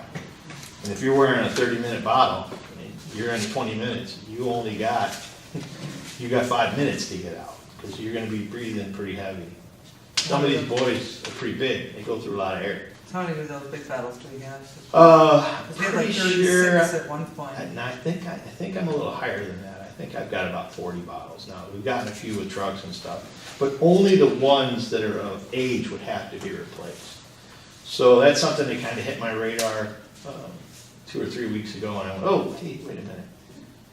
You know, when you buy a new, you don't think about it, and I said, wait, some of this stuff is starting to get old, and I don't want to be surprised. Which means I don't want you guys to be surprised, I want you to know it's coming, so. Those are on my radar, and I'll figure that stuff out. And we pushed the ply vent back, which you said you were. Pile event, we've pushed back, we've been pushing that back for years. I'm gonna do a little research into a different style of ventilation system. Some of the pile vent systems are not real compatible with the new emission systems for the diesel engines. What is that? It basically just takes the exhaust outside, correct? Yeah, it's a vent system that rolls with the fire truck. Since our station's not super long, it hasn't been super critical important, and I think OSHA wanted us to have it. But we've tried to stay under the radar that way. You know, you guys understand. So, you know, we open the door to start the truck, so it really isn't a problem. But I think that, like, the Troy Training Center has got a different ventilation system in the top of it that just turns on and ventilates from the roof up, and I might do some research into something like that. Save the city money, and it So makes it's in the more sense. building, or is it, it's part of the truck? It's actually part of the building. So, the trucks all come with a new emission system. It wasn't our idea. So, but when they go into a regen, they get really hot. And the exhaust on these things gets hot, it'll burn you. So you gotta make sure you stay away from the exhaust system.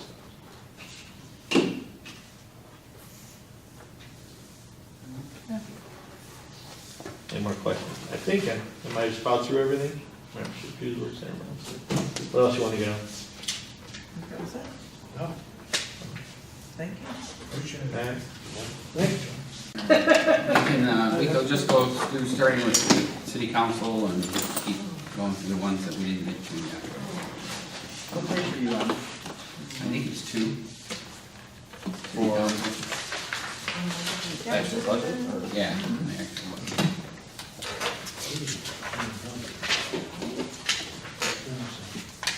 So many pages.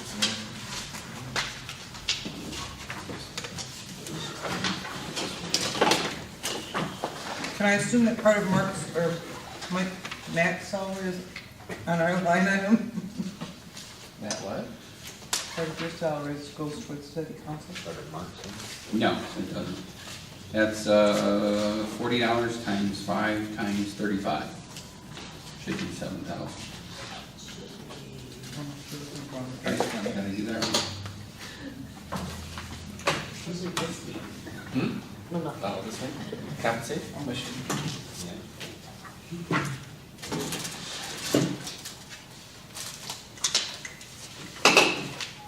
So that's what 7,000. I don't know why I had it at 6,000 for this year. It must be in there. Our new salaries were when into effect when?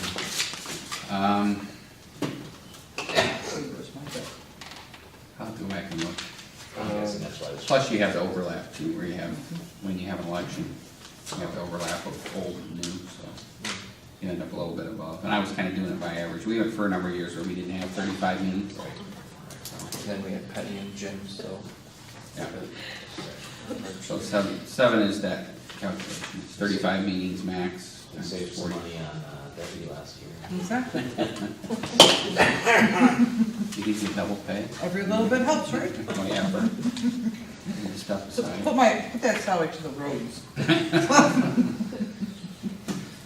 Okay.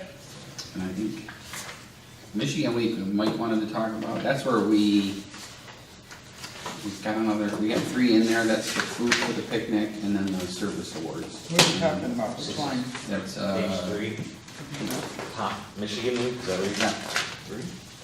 yeah, 101, 101, 950, 050. That's always been the service awards and then the I'm volunteer missing picnic. page 3 over there. Yeah, I don't have So why is it called Michigan Week? You know, it goes back to before me. I guess there used to be something called Michigan Week when they celebrated service awards for employees. I say I don't Michigan know. Week, I actually won the essay contest. Did you? Here, or the Michigan Week essay contest. So we used to have a Michigan Week here in Yeah. town that we celebrated. Yeah, and that's when they celebrated the service awards for the employees. Yeah, so And, Instead of the picnic. yeah, and the picnic as well. this time it's weird, I was wondering, because for instance, this year, if we move forward with how we've always done it, we need roughly $1,650 for how we pay for our service awards for what we provide. I didn't know if you wanted to continue with doing that. What have you done? What is, how's You it? give them. Pins. They give, so pins, are like, so keychains for 15 years, lapel pins are for 10, 20 years is $150 gift card, 30 years is 300, 35 years is 400. Does anybody want a pin or? Those are, I mean, It used to be laid out more, and Mike and I talked about it, everybody's like, I'll just take a gift card. There was a watch for a certain anniversary, and people, I don't want a watch. I was gonna say, that the fact that you're bringing it up makes me think you might have some ideas. no, to Just to move go to gift the- cards. Just to go gift cards. Mhm. Oh, I Or if see. you wanted to just do a certificate, I don't know, it's up to, because it's 1,600. Yeah, that's what I mean, so it's up to you how, I guess, I don't think anybody does plaques anymore, because that's why I got rid of them for the parade. so, because it's something to think, because each year, I mean, you know, we're gonna have a couple here and there, so I mean, this is, What kind of gift card do you get? Like, this is, we just thought to just give a Visa gift card, just basic, that's just, you can use it how you want. Little bonus. How many do you? We have one who's a 35-year, so that's 400. One who's 30 years, that's 300. 3 for 20 years, so that's 150 apiece. And then the 15 years are the keychains, and those are, I believe it was about $90 a piece. $90 a piece for those They keychains? go through Terry Berry. They That's want just money, what. don't give them keychains. $90 for a keychain? For one I'd take keychain that. is $90? It's like, it's I'd take that engraved and cash it's a every special, day. I don't know. It's, again, I took this over and it's kind of, I'm looking at it like, is this? $90 keychain that I would lose or? Or not use at all. And then the lapel pin is $30 a piece, because it has, I think it has a 10-year, that has their seal on it, and like 10-year inscribed below it or something. Can you ask the employees what they prefer on that? mean, I asked the other ones Yeah. as just an idea, and they're Yeah. like, just gift card. Okay.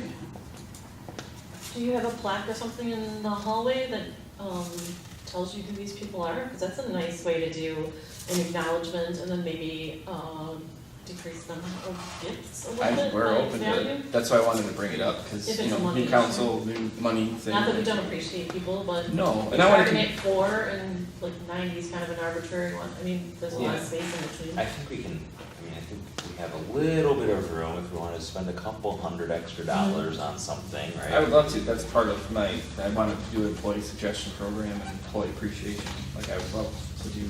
I mean, we have more grants, we're gonna be filling this wall up, but. And I'm all for showing appreciation to the people who do the work every day. Yes. At every level, I just Yeah. think it's key. Yeah. So the cheapest motivation you can get. Yes. So, that's why I wanted to bring it forth, to see, because I'm new and I've been changing a lot. So it's kind of, I change one more thing, that's fine. I'm not gonna change the, Clerk, We need change, Mike, you're doing a good job. So, you know, that's why I look at these little things and it's like, yes, we've been doing it forever, but we can do something different. It's fine to change is part of life, so. And yeah, as I looked at that price, it's like, you know, could you just do $50 gift card or Sure. whatever? Yeah. Like $50 for 10 years, $100 for 15, $150 for like just that. I mean, Yeah. some kind of small token is nice as a physical reminder, like, I think that's great, but, I mean, the one we use at work is called vaudeville, I don't even. Oh, yeah, I we think, use yeah, those too. I think it's a little more reasonable than that, but maybe not, I don't know. I mean, I wouldn't mind still, but you're talking about the 35-year employee isn't getting any physical memento, right? Right, because they're done with it. by Right. the time. 'Cause I like the pin, because Yeah, the pin I is like the good. But pin. nobody's wearing it, right? Is anybody wearing them? I wear my I'd pin. wear mine. I did, I I'd had it wear on my one if I suit had belt. one. Yeah, but see, you're wearing a suit, Right. my, view here is it's pretty casual, and I'm gonna guess most people are not gonna plop that pin on their polyester shirt, that's just not I'm happening. sure most of them have in there, Great. jewelry case or something. I mean, but you are in an office environment, so one of those little, Oh, on the desk, acrylic, yeah, you know, lucite. 10, 15-year award that's $25, $30 would be Yeah. appropriate With to the have in seal. your office, Right. along with something else. I agree with that.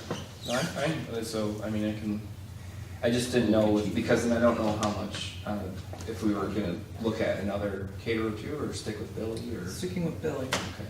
So I don't know how much he'll charge, that's where that, you said it's been above each time. Yeah, we budget too, and the food itself comes close to that, so I just said it doesn't matter to me if the monetary part of the awards is a lot more affordable, then it makes sense. Yeah. Then you have the wiggle room in the. So do we need to up this then? Yes. I would, the 3,000 we have now, No, 16. Oh. Well, if the food is Oh, two, and that only was 1,000, and the math you did is more than that, so. That's for this year, but moving forward, that's why I'm saying the projection, that might be a top, so, you know. Okay, wait, so. Can you I wanted to see see where you guys were at with what, Right. if, you know, you wanted to change how we did our process. But even for something less 18, 19, lucrative would be okay. That's kind of what you're saying. Something that's like $50 or less, no matter how many years, you get a nice little, Yeah, I mean, it's, Rather than- that much, and then a gift card on top of that, I would think we should have room for, in my opinion, Small. I Yeah, would, something personal. a little trophy that says Well, 10 years, and then a gift card, like So that's, if it's all out of this Michigan week, Well, that's what I say, if that Michigan week, that's not enough money if you're Right. telling me Right, that it's that's what I'm saying. $1,500 is the food at the $3 picnic. grand. Yes. Right, I know. You got it. And then you said 3, and I'm thinking, where does he have 3? I don't see. Yeah. Michigan week has 3. I don't have it in front of me. I have 3 on the Michigan week. I have. Are you on page 3 of this year's budget? 10195, I am on 0.0. the updated U version of 18, page 3. It's 1890. So, You know what? Doesn't have, this is. I don't know, is that one in there? so if we, because we start at 10 years, so is it a consensus that at the 10 year, you do an award of $50 gift card? Does that suffice, or is that too much? That's good. Sure. 10 years, a little award plus a $50 gift card. Okay. Awards? And then 15 years, up it, trophy into 7,500, where do you think you're at? So, Yep. but, like, if we're gonna give a little award, like she said, like an acrylic paperweight thing, or a pencil holder, something that's not Well, it'd be just consistent, it'd be the same, the same thing, all right, so a Yeah. little acrylic thing, paper hold, weight, or whatever, Yeah. yeah, okay. I just, I hate this. But I guess, Yeah, I yeah, guess, me too. we don't do 10, 15, 20, 25, I mean, we don't, I mean, where I'm at, we don't do every 5 years or. Yeah, but if you've always done Yeah, it, those you've done it. increments, people are gonna be like, well, what, I hit my 10 years and that's, Yeah, when you're gonna and I put it get out, that. thanks there are a much. couple that, No, that's fair, I know there's some to library too, that, Yeah. because I'm just, some what people do we, are missing okay, the just, I'm past. just from a reference point, not that, so how many years were you here to get your $90 keychain? 50. Well, that's why we're increasing. That's what I was saying, That's if why we were we're $100 increasing gift card, it. that's what I was wondering if that would suffice. That's your paperwork. Plus a trophy that they can have.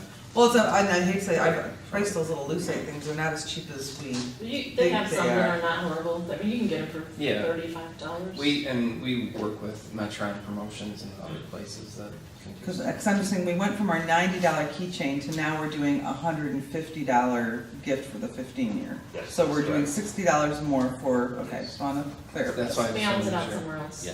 Okay. That will Take it out of the food. Well, and how long have they been getting $90 For quite a while. That's It's just time for a crazy. bump. It's time for a bump.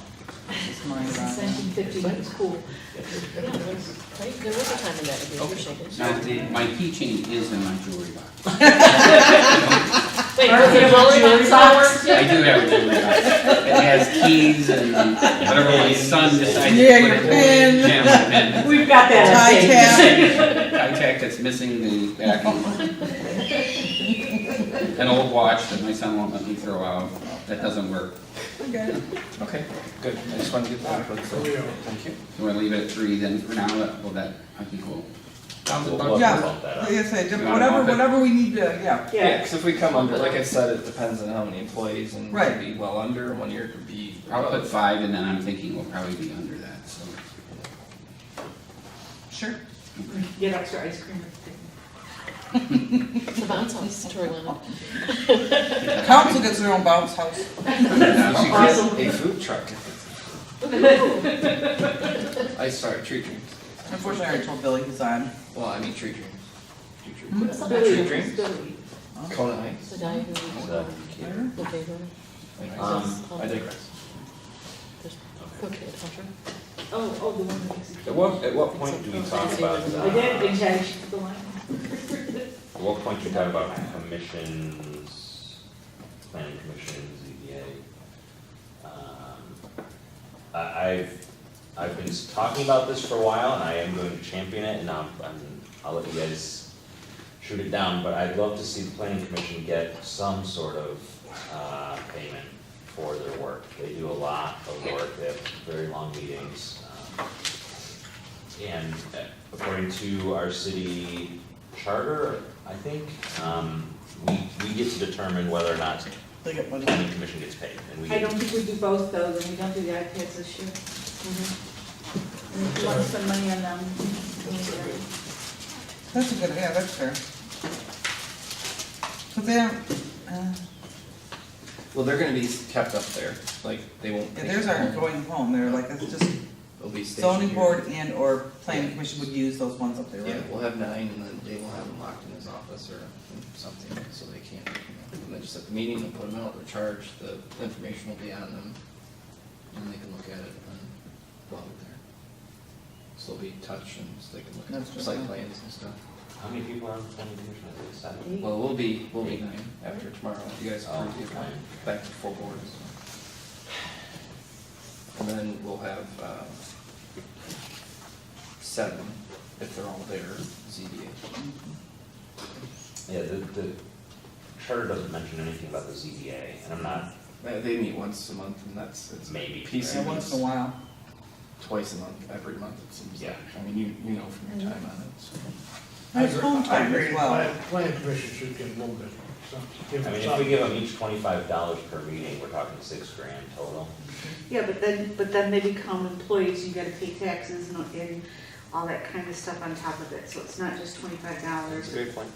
So what if we were to give them, so you can pay someone under $500 a year and not make it, without them being an employee, right? So if we were to give them a stipend at the beginning or the end of the fiscal year based on the attendance of X amount of I meetings or feel something like like you that. guys, like it's per, I mean, like you're actually there. and then do- Yeah, we but have if you quarter. go per, you're gonna, Oh, no, but I mean, based up to a certain specified amount. oh, we could do that, it could be up to $499 to keep them under. Just at the end of the year, similar to an award. Thank you for your service. Yeah, I mean, if we pay them for each meeting they go to twice a month, $20 per meeting, that's $480 for the year, right? It keeps them under there, yeah. Because I think that it would be, it's a whole lot of work to figure out so what if somebody has to resign mid-thing, so somebody starts in June, then they've been to every meeting between June and December, should they get the $500, do they not get the $500? Just seems like a whole lot of work for $500. I mean, and there's payroll, I understand there's other administrative costs, but I just value, they're sitting it's a lot of work. through 3-hour meetings, right? Yeah. And it's really before you get there time and looking at those drawings and looking up the code, it's a lot of work. Yeah. And I'd rather just do them per meeting and have them paid like we're paid instead of having to wait to the end of the year, just doesn't seem. I don't know, and it's not much, right, but it's something. Is that true then, $500 a year, is that the? That's been my, you can 1099 someone, you can still 1099 them for. Okay. Oh, I thought it was higher than that, it was $699, I thought it was $68 or $800, isn't it? $800? It's gone up a little bit, it was 6. I think it was 8. Could be, I'm old. I remember. As far as Well, the only reason I say that is because from the parade standpoint, when we pay, you know, performers, depends on that point, on if we have to send a 1099 or not. Yeah, and we do that for election workers. A lot of times they'll call, where's my net? It's like you worked under the amount for 2 elections, but you made $420 or whatever. So you're under, so. Yeah, I want to say it's 8, for some reason that sounds. Is there some kind Yeah, of if we do it consensus? 1099, we would follow that up additional expense too. Yeah, through ADP, I would think though too, though, we would have to give them the opportunity to decline being paid for, because it's pain in the neck for, because then they have to pay all their own, like to process a 1099 for yourself, you have to, for that little amount, it almost eats up your taxes, because you gotta pay your social security and all that kind of stuff on it, so. So why is it that you want to do 1099 instead of just running it through payroll? Because then we don't incur the payroll taxes and all that. You'd pay unemployment taxes and all those taxes on them as an employee if you put them as a W-2 employee. So there's all those extra costs incurred above and beyond the salary. But how much, I said, how much are we talking about? Well, Something that's making $420 a year. It's 7.5% plus, I mean, that's the social security. I Social think. security and unemployment, yeah, there's 3 things you have to pay. The employer costs, the employer expenses for an employee. So unemployment, you have to pay the first, that was up to $9,000, you're paying unemployment tax in someone, and then. But it's not, Matches. I guess I'm looking at, you're talking that it'll, worst case scenario, when you're talking $60 out of a $520 paycheck. So we're arguing about $60, kind of? But plus your workers' comp and anything overhead, whatever's overhead for your average employee, they would become employees. There's no unemployment, we're reimbursable for unemployment. Because we're a municipality? Yeah. Okay. So we just reimburse, whoever's collecting unemployment, we reimburse it, so we don't have to prepay into a Okay. fund. But we do have to match Social Security and Medicare, the 7.65%, which, what was the amount?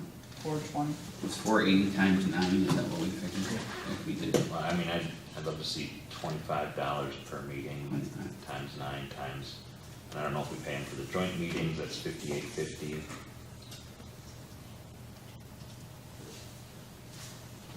It's a total of like $6,500 for the year with all the overhead.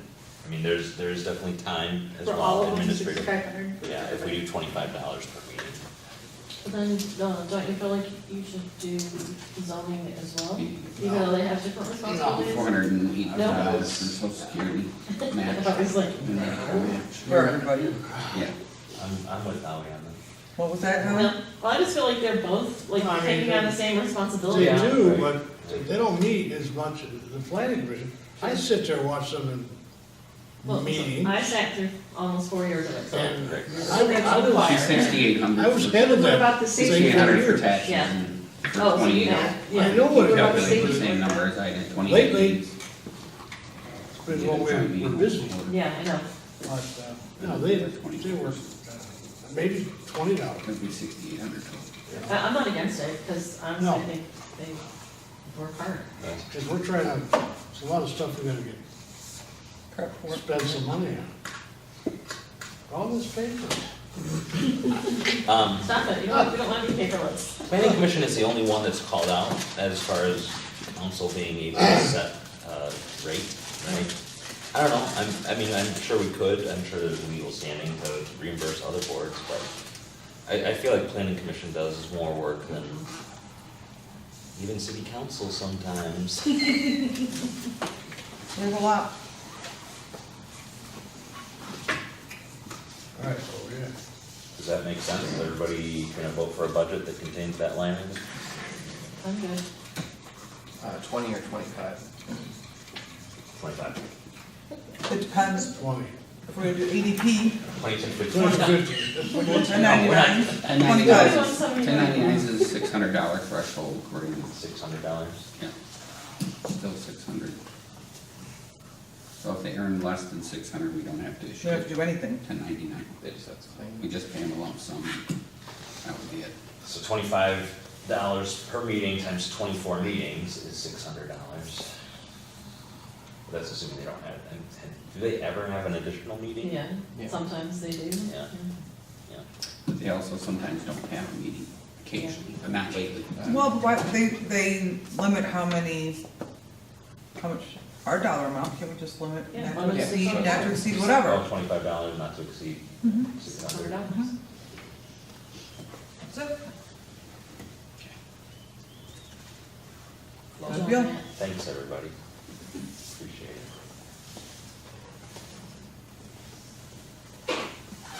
Now, that in the, you want that in the planning budget?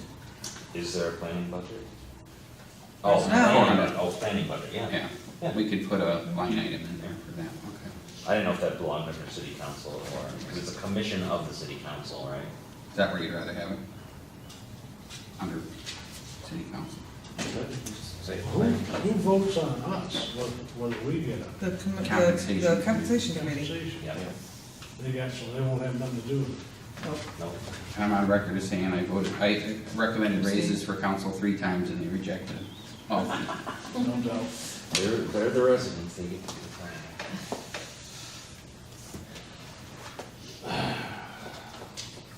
they didn't even halfway 1 year. To me, it makes more sense for the planning commission budget to be under the city council because it's a commission of city council, but. I just want it to be a separate line item, I don't want. Yeah, yes, under the city council Right, I budget. just But don't want it to be one of our I don't want to be under operating expenses, all right, I guess I is my point. And I'm not gonna die on that hill, so. So, Agreed, line item for that.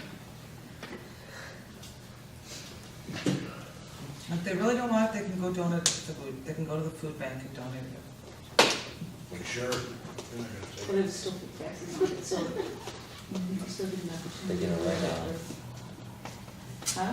did you get a write-up for a donation? Yeah, but when you ever had a 1099, you had to Oh, file your no. taxes? No, but we're not gonna pay them $10.99, so they're gonna be under $600. Oh, We But just said you have that. to, no, that's a 1099 employee, not a W-2, right? so That we're- do we have to give them 1099 if it's under $600? We don't have to give them anything, we just give Right. money and say thanks for shopping. Right.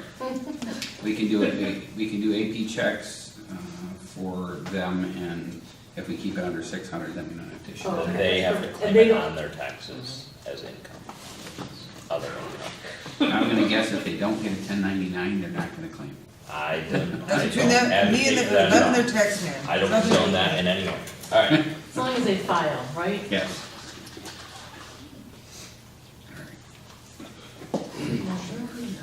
I pay my use tax every year with the state of Michigan, so that just tells you. Sure you Do you do, buy I'm sure anything you have online? every receipt for everything you've I ever do. bought in your entire life. I try. Online purchases, I don't know. Anyway, we'll move on. Anyway, move on, it's 10:30. Okay, let's see, in city managers, is there any questions there? The same 2% raise for myself. I don't think I added anything either. I think we determined, Sue thought that I had too much in the dental. Well, you had an An increase in the dental for some people and not for other people, so I just wanted to understand, I mean, generally it's either it's static or it's not, right? And it should have been 1,700, so, because there weren't any changes. We're out for bid actually on dental right now, but I expect it to be the same or lower. I don't think it'll go up. And then you had so what is your equipment maintenance? Generally, it's something to do with my printer. And I Wouldn't don't, that under operations or computer supplies or something? I could put it there, shoot. Or Mike's budget. Sorry.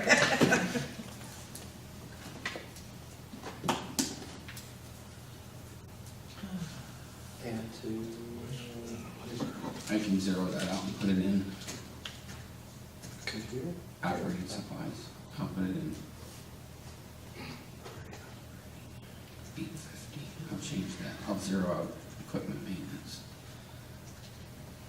And then change operating to 850.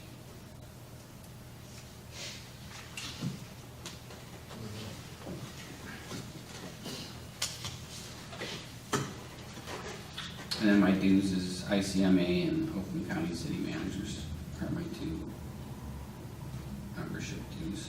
And one of those is going up? Yes, I think they're both going up slightly.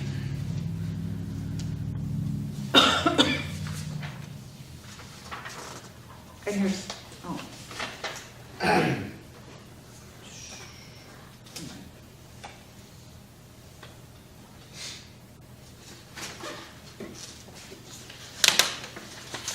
The ICMA is actually a percentage of my wage as part of the dues, and then it's maxed, under the max, so. And then Michigan local government is the other one.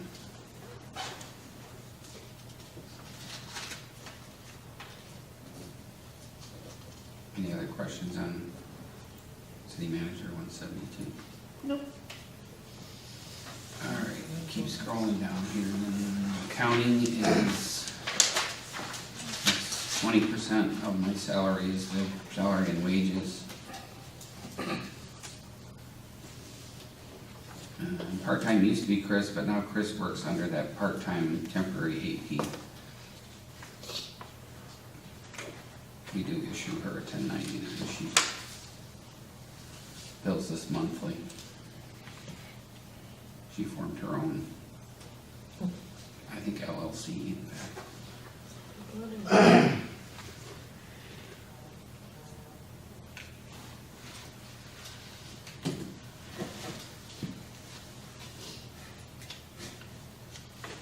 What are bank fees under there? That's what we pay PNC for all of our bank services. Back in the day when we used to earn interest, our bank fees would be offset by the money we had in the bank, but we've got our money protected in that Federal Reserve Bank for collateralization. That happened when Rich was here. Rich was nervous about bank collapses, so we went to a Federal Reserve third-party collateralization of our money. So in case the banks went under, we'd be protected. So the bank said, well, since we don't have investable or loanable money, we charge you more. It used to be, like I said, we used to actually get money for having your money in the bank. That would be offset, but not anymore. You can see 15, 16, that was 13,700. We complained the next year it was 9380. So PNC does try and work with us and trying to eliminate stuff that costs us money. Less check writing, some of the transfers cost us less. But that's everything the bank charges us for processing. You ever check into another bank? We did 5 years ago, and the RFP, just a preliminary process said you're not going to save money and it's going to be a big hassle to change all years, so we just dropped it. I think it's been 5 years ago was the last time we looked at it. And PNC does provide a lot of services. We were looking at, we thought Chase would be better, but no. And having the local branch here, of course, helps. Any other questions? And attorneys next. Everything's the same. That's John's retainer. Any court recorders or any fees that he charges for, and then prosecutor's paying the same as well.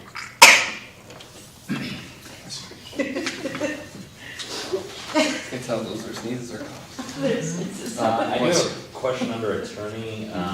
John has been having Rennis kind of tag along every once in a while. Is Rennis charging us for that time, or what's that? No, I think John's worked something out with him where he may pay him himself Okay, if he charges us, but yeah, we're not getting billed for that. okay. Aren't they billed under the other, Yeah, prosecution retainer. prosecution?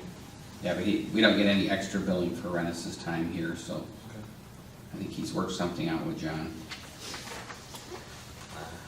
Don't ask any more questions. I'm gonna say, moving on.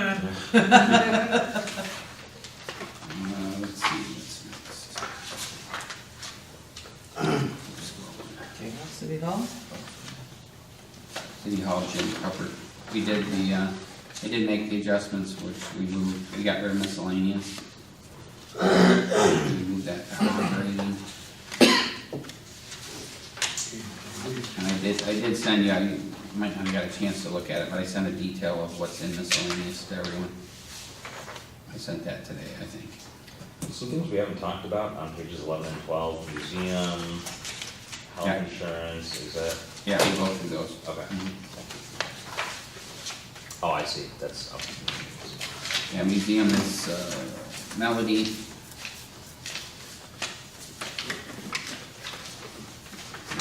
Keeping her operating supplies. Page 11 is museum, sorry.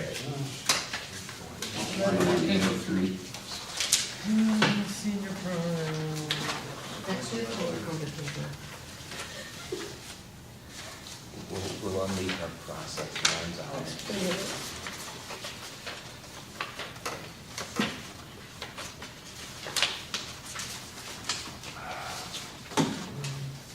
Thanks to Sue, I have multiple copies, slightly different than anything everybody else.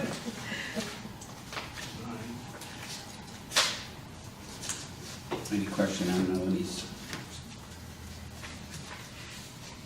Actually, slightly down from last year. For seminars and workshops, she started with us. Some notebooks and periodicals.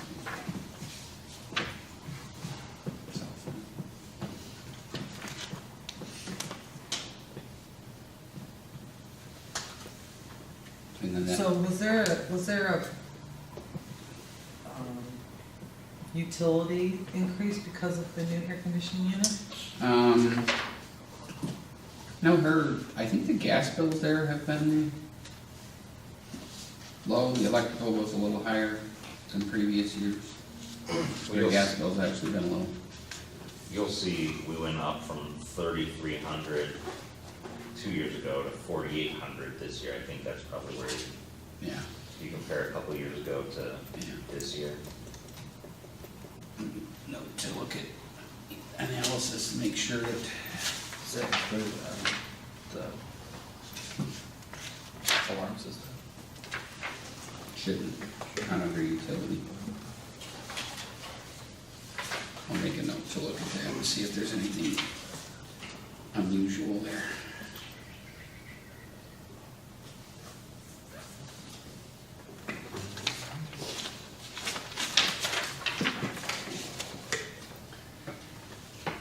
Do we look at the revenue that the museum generates, or is it? Probably better. I don't think They they don't generate generate any any. money unless there's just their donations. So, and I'm not complaining, I'm just asking, so they operate at a cost to the city of $30,000.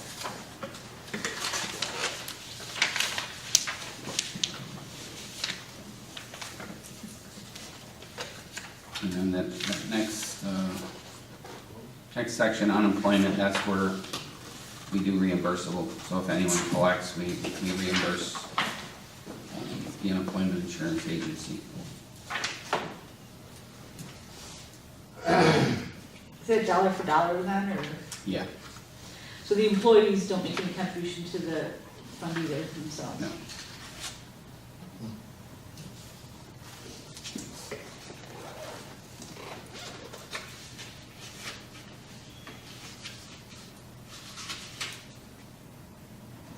And then the next section is the retiree health. We pay Humana, which is their Medicare Advantage plan. They pay the premiums. The Viva account is their funding we do annually. They get what is it now, Mike, do you remember? 3,000 initially, and then each year they get 1,000 after that, funded in the Viva. And then, I don't even know what other billings is now, I'll have to look at that. Is that where they're, No, that's for, I think that's for Genesis and other, for their quarterly or their the fees. ACA? Yeah, Okay. that's like the fees that they charge to do something. I just used that code, I can't Okay. remember. It was for tasks. That's some of our wonderful Obamacare costs. How many people do you have on active retiree health insurance, roughly? Yeah, sorry. Active, pre-65, there's 20-some, and then post-65, I think there's 53. 50. I don't get my Humana bill. I think for some reason 53 is sticking It out. seems like it was something. That includes spouses. Yeah. So, Yeah, post-65 it's retiree and spouse, and pre-65 is the same, but pre-65 cost is higher, because they're on the self-insured plan, same as the active employees. Have you had Humana for a long time? We have had Humana for a long Are time. you grandfathered in on a good plan? This one has been very good. We don't get a lot of complaints. We move, as soon as they and their spouse turn 65, we convert them to the Medicare Advantage plan. They don't let us split the contracts. They both have to be 65 before they can convert. And you up? I think it's 480. Trying, I have so many numbers in my head. It's $400 some odd per person That's not a bad. month for Humana. Pre-ad is after the 65? That's 60, post 65 Yeah. for Humana. It's a Medigap plan. Yeah. And yeah, every retiree who calls me, since a lot of them still think Michelle works here, they all say they enjoy Humana, so. We had it forever and we were grandfathered in pre-Obama. And then we just got rid of it last year. We probably had it we had it for a lot of years. And we just got out of them last year and went to a Blue Cross plan that everyone thought was gonna be so great. And then now everyone's mad because Humana actually had some really great parts of their program. Yeah, we looked Yeah, at. silver sneakers, there were a lot of things they had. We did look at Blue Cross when we originally switched, and the Humana coverage was cheaper and better. Yeah. Okay. Next up, The retiree MERS cost, the retirement supplement B3 to B4, it's for, I think there's 3 left now that are in the AFSCME retirement program, conversion from B3 to B4. MERS wouldn't allow it, but we did it years ago, so they either do an annual payment or a lump sum when they retire. I think we have 2 people right now that get an annual payment. Yes. This one is the spouse. Yeah. One. And then the DB retirement cost is dropping because we're gonna be issuing bonds. Between retiree health insurance and MERS, it's 19% of our overall budget. Yeah. Seriously. Yeah. This is why people work here, all insurance. I won't say what I previously said in the past. Palmer has something to say about that, I forgot what he said. Exact words how he put that. Eventually, those numbers will change. Yeah, we have 15 years of bond payments once we hit the bonds. And about healthcare, retirement healthcare. Oh, yeah, the retiree health care is, how many are eligible, 20 of the active employees that are left? Yeah, 18 or 20. And then the rest of them are on a plan that has no legacy cost. Yeah, cover 1 year of, And makes one of No those. bitterness. that's all right. And then the active, underneath that is the active plan for same thing. Our fees are the fixed costs that we pay for Blue Cross Blue Shield, and then the claims are, we reimburse Blue Cross monthly. And then Sue had asked about the stipend. The stipend's to offset some of the cost of the high deductible plan, because we went from 500 to 6,000 for two-person family. And we used to actually contribute directly to the HSA as part of our hard cap limit. We just got rid of that. Now it's a stipend. The employee decides whether they want to put money into the HSA or not. And the majority of them put the entire amount in there because they still have out-of-pocket exposure even with that full amount. And I think just about everybody contributes from their paycheck as well to try and keep the out-of-pocket. You have your ACA tracking fees, do you mean reporting fees versus tracking fees, or are you tracking variable hour employees, or you? Yeah, we have a group of part-timers that we have to report and send, and I don't, is that part of what? Everything. What's the name of that? PSXT. PSST. I've taken that on as another function. That might drop even more. Go in monthly and I log in and through ADP, I pull 2 reports, and then I log into PSST and upload. I make sure everything looks right with tracking hours for part-time, full-time, and all their codes, and then they upload it to the Affordable Care Act, and I don't know, it does all that stuff. Do you get reports if people measure in, or? She tells me, like, I do the download of all the information, the demographics, and if there's been any changes from Blue Cross, upload it into the system, and she's always, looks good, okay, we'll send it on to the feds every month. And that's part of, if we have anybody earning beyond that threshold, we have to pay the penalty. So far, we haven't had to pay. No, because we watch it, for sure. Yeah, make sure that we don't meet the requirement of having to provide health care to part-timers. We have 2 for sure part-timers that we watch. Is it 2? That's what I suspect, some of those Parks and Rec people, based on what they were saying, probably. They're not. It's 2 here at City Hall. Right. As far as measuring it, but.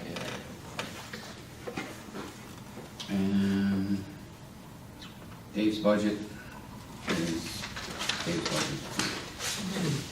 Are his peg fees in there? Or that's in the revenue, right? Yeah, the PEG reserve's, it's in the 101,000,260. I think right now there's very little PEG reserve because we use almost all of it for Granicus. Yeah. We did have a question, I guess, in your, again, it's modern thinking, and clearly it might not be good right now, but we had discussed whether or not we could utilize PEG funds at some point now or in the future, to put a kiosk, either on the wall or in the front. Toshiba and a couple other companies sell things, so you can walk into City Hall. A lot of new City Halls have these. They're monitors, and you can see the calendar, scrolling events, or whatever's going on, or questions, random things.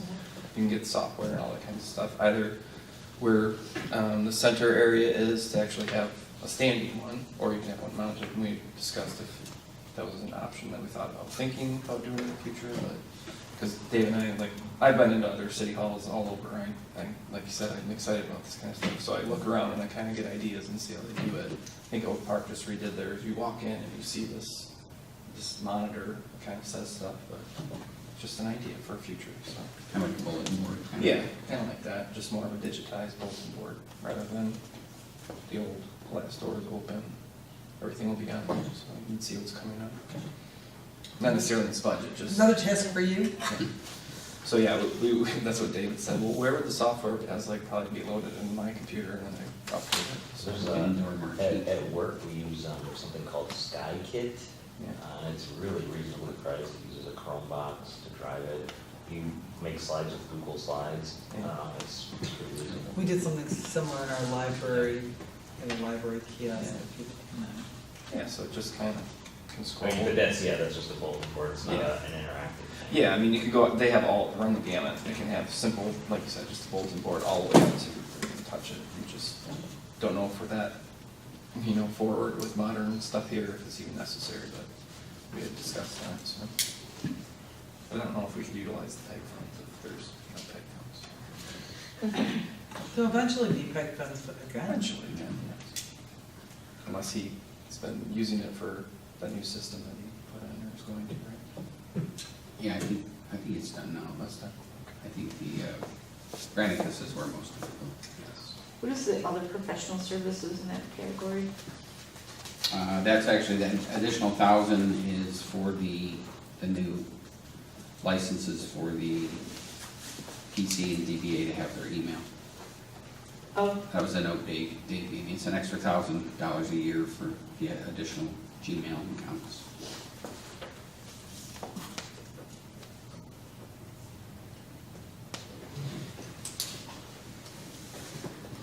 I guess it's our G Suite. Was it like another, was it a package of 25, a package of 50? How did it 20, come? I think it was 20.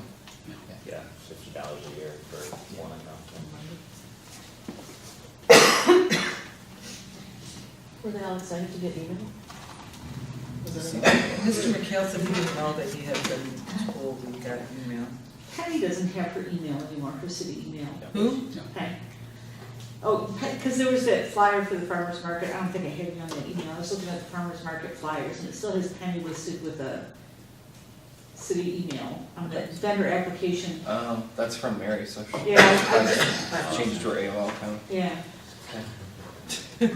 Same difference. Does there need to be any, Sorry, couldn't help it. along these lines with the emails, does there need to be any, and I think you touched on this earlier, Mike, but any training or policies about email retention? Some training about FOIA, with these things, I don't know, it's. That's part of the policy that I'm hoping to develop and look at how other cities handle things. Because that's another idea with the cable thing is, I'm handling my budget or city hall, is we get, with modern technology, we get cold calls now, I do from, it's ARC, something social. Basically, are we archiving and for retention all of our social media? All the cities and townships are utilizing these services, so they're calling all the local, so-and-so just bought our services to, do you have a retention schedule for your Facebook? What if you get a FOIA for that? It's like, we're not that, I know, we can respond to it, I can find this stuff. I've never had one, not to say that we won't in the future.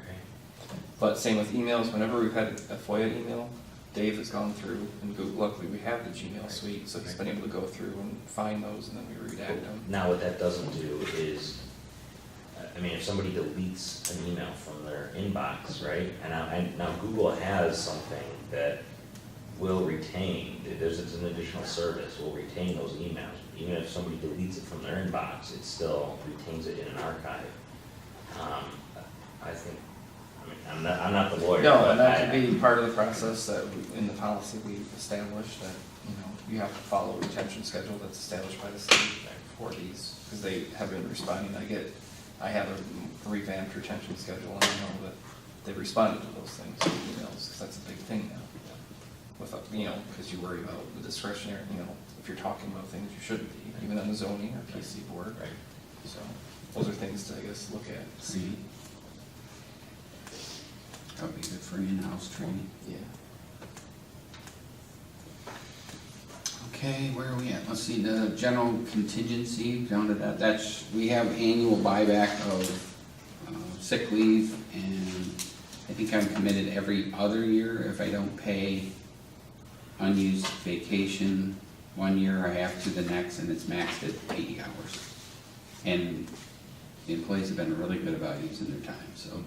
How do people use time when they only are here 4 days a week? I would love to know, and this is just me, because I'm Take off jealous. a month. How do you get to use your vacation and get your job done without guilt days? Tell me that one, right? I'm Just curious. No comment. And why are we still on 4-day weeks? I wasn't part of that whole, how much would it cost to open on Friday? It was $400,000 to go back to 40 hours. It was what we estimated 4 years ago. because we're paying just additional 4 hours per employee? Yeah. And then Plus 10%, benefits. 10% more, Plus vacations? vacation, and then, again, to Sue's point, 7.5%, 7.65% social security and Medicaid, right? Utilities and then the police. Retirement. Too. Yeah, but this building's open anyway, so like, I mean, every building, I'm sure there's some operations sometimes anyways, due to the nature of the beast. And again, just jealous, just curious. I always think that, I'm like, I can hardly squeeze out a day most of the time, and you guys are on 4 days, so it would be brilliant. You get all the things you want done on that day, and then I think it would be hard to encourage people to use their time. That's what my real point was. Do we have a strategic plan to eventually get back to a 5-day? Without money, no. Magic beans. And my stance on it has changed a little bit over the years. I think if we can run the city on a 4-day week, we owe it to our residents to run it on a 4-day week. Like, I think financially, we shouldn't be open more than we need to be. But at the same time, when we Well, have but what- meetings with people, everyone's short-staffed and doesn't have enough time to get things done. Yeah, what more can we do, what additional services can we provide, you know, we could do more, I mean, we could do more if we have more. I think that's the motto of government, isn't it? Really not popular idea. Oh, I'm the only one talking, so it could be popular, I don't know. Well, I would have thought, oh, if we just did half a day twice a month or something like, you know, half a day Fridays or, I know, it's not consistent, I get it. Right. And then the guy shows up on it, what he thought was the half-day Friday, and, We do still get those occasional, ooh, the 20th's on Friday, I get till Monday to pay my bill. Yes, that's been a big benefit. We're not open, so they don't get paid. I get the extended weekend. And a lot of them are happy that we're closed on Friday. Some are. I actually do hear from more people that are, because they say that. Oh, the 31st falls on a Friday, you get till Monday to pay your bill. And there, you know, you can do stuff online. It's whatever you, as a council, want to do. Like Mark said, it's the money. And we're holding to that. Because Fridays are great to have up. I work a lot of time. No, I'm Yeah. trying to Home. do this, yeah. yeah. I'm sure you do. Yeah, we log in from home a lot, Yeah. and last couple months. When my son's sleeping, I work for like 2 hours, so. It's amazing how much you get done from home on Friday, isn't it? Probably. Okay. Well, we appreciate it.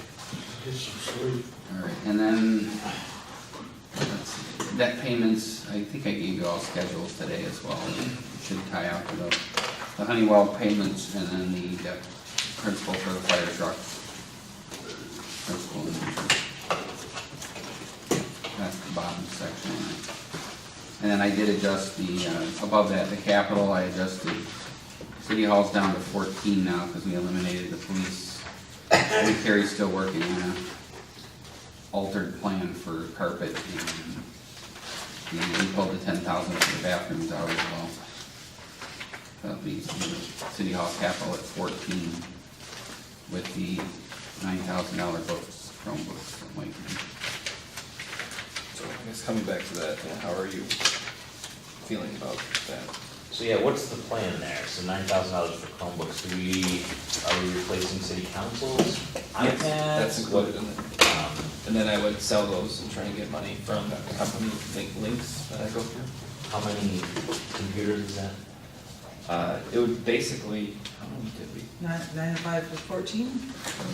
And then we calculated, Calculated that somebody's gonna drop one, and I did 18 total, so, guess I don't, I mean, can lower it a little bit. I put clerk, attorney, council, manager, economic developer, and then 9 PC ZBA, so. So total of 18 that I add up there. What's the, is there a need for them?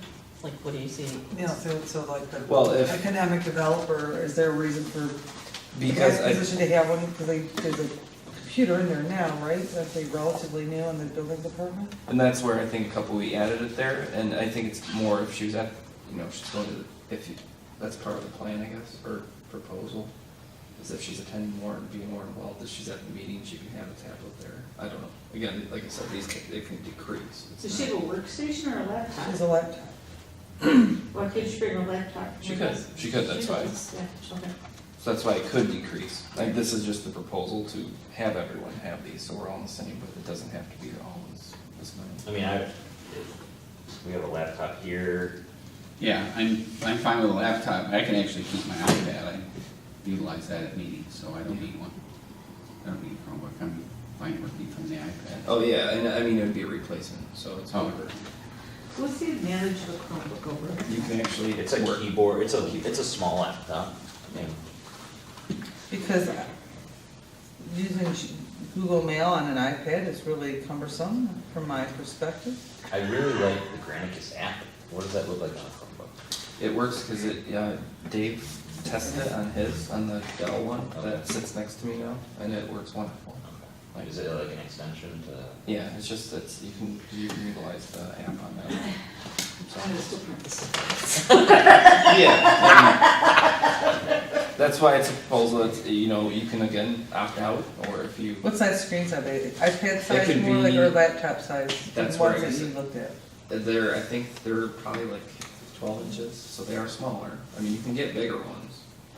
So that's They're bigger than this. They're bigger than this. They're bigger than That's an my iPad. question. Are they And they bigger have, than the then they have iPad, an or- actual keyboard. So you can utilize them and actually do. Oh man, those council meetings are gonna be so loud, everybody. Yeah, yeah, because Because I sit there and type while I'm in, no. Okay, well then I'll be Okay. loud. Anyway, we're getting giddy, it's time, we need to push through. you're gonna start taking, minutes. I like to do a little research while we're up there occasionally. So, and one of the ideas we had with, just to finalize, with the iPad is if Mark and I talked about these gentlemen for this, is we could gift them one, because they wanted to have some database on here that you could do, like, Searching now. yeah, something like that. So we have a couple extra. But yes, we can get some money back from these as well, for clearly not $600, but. Man, again, I'm not willing to die on any hills here, so. I think the only thing I left was I had computers in, this coming year, but the following year. Replaced mine with Karen's. So what if instead of getting iPads, we were to take that and carpet money and do the bathroom in the police department? Well, I would also, but back to, I think somebody needs to think out of the box on how to resolve the problem back there. And I could think from his suggestion of maybe use the cells for bathrooms, maybe you eliminate the shower altogether, so that shower, I believe, is a big expense, and so maybe that's just eliminated, either that, maybe that's where Harry stores his paperwork, and then he gives the department the cells, and we don't have a shower facility here, and they may need to reconfigure, possibly, that makes sense. Are they willing to give up their shower area? But the impression I had that nobody, very rarely do they use it, very, very rarely. And then I guess my other question would be, do we have shower facilities at the fire department? If need be, for whatever reason, could they use those facilities there? I don't believe they do. I didn't think they did either, but well, maybe they do.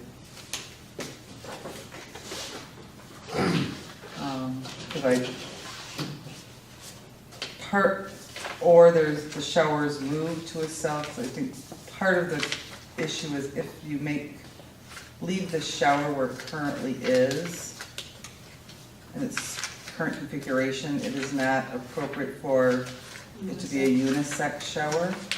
So you could come up with a configuration that facilitate it being unisex, then. With a lock on the door and somewhere else, then you, right.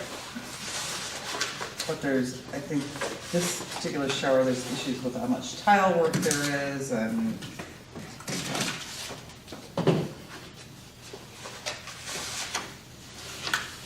So what do we decide about the Chromebooks? I personally would rather see the money go towards something like that, to the police department, especially since we all have, I mean, it's not ideal, but we have something that works, right? I'm gonna print it out anyhow. But I mean, we have iPads, they work for the meetings, we can access what we need. They don't have something that works. And it just seems like we should take care of the police. So across the board, like no PC, no Chromebooks at all. I mean, I think that it Or makes sense for tablets of some sort. the planning commission is looking at things differently. If nothing, I think there certainly needs to be one there. They've gotten to the point where they project things. Right, they say if they need the ability to project those things on Which the Dave has the screen. one that he can utilize, the one that sits next to me, the one the Dell special, I don't know what to call it, but Susie could in this instance. Yeah, Susie or Jen were running them, when I was there, one of them would bring one in and they would run. It's more for the actual board members, because we've gone to an e-packet for them as well, so they all said they don't have a lot of paper. They look forward to the possibility of just having a screen through their whatever, if they have any questions. Now that they all have Gmail accounts through us too, they can log in for their meeting, have access to all of it. That was the intent, is to move forward with that. Google Drive, have the document on. Yeah, and their packets aren't the same, they don't have, it's not as paper cumbersome, other than, drawings of like, the plans, which they project, so nobody really needs that in front of them the same way. And trust me, they all pull up their phone and get their little Google Maps and look at what they want. I mean, they've been doing it that way, not that they don't deserve it, but pay in computers, first year, no. It just wouldn't look nice. I To put agree, all the especially efforts since there. we said no to some other things. Not that we're against technology, but. No, but You can't do everything all at once, right? You don't have to make. If you could, let me know the pricing on that network and let me know how I should buy myself a replacement iPad, I would love that.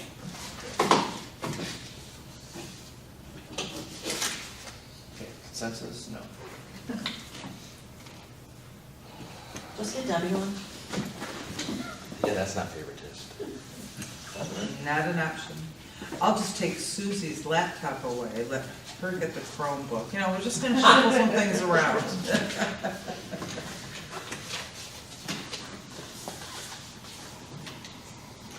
Okay, So what's the process here? We talked about all this stuff. I saw the budget stuff on the agenda for tomorrow, right? Just set the public hearing for May 15th. So that's just to talk about, so we're not set in stone with anything, it's still up for discussion. yeah. I'll send a summary of all the changes that you've recommended with an updated budget with those figures that you'll get. I'll try and get that done this week, so you'll have extra time to look at it before you, you're supposed to approve the budget by the second meeting in May, which would be the 15th. So, but I'll try and get you everything to review, and then if you have more questions or you're unsure about something, we can address those. I can send it back out. So, ideally, you would have everything you need for approval. I'll try and get it done this Thursday, so you'll have the extra time, and then that'll get you through. They'll have 10 days really to go through, and if you have any other suggested changes or ideas, run it back by council and say, you know, this was recommended, but what you'll get this week will have all of the adjustments that you've recommended. And then I'll do a summary that says what the surplus or deficit is in each fund, changes we made.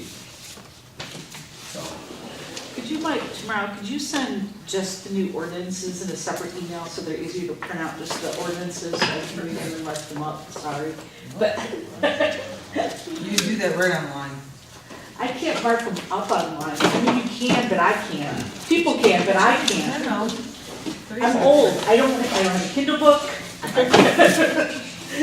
have an iPad, my own, that I play on all the time. Okay, we're adjourning this meeting. All questions have already been answered at this time. Adjourn. Somebody support that? Support. Yeah. Give a roll call.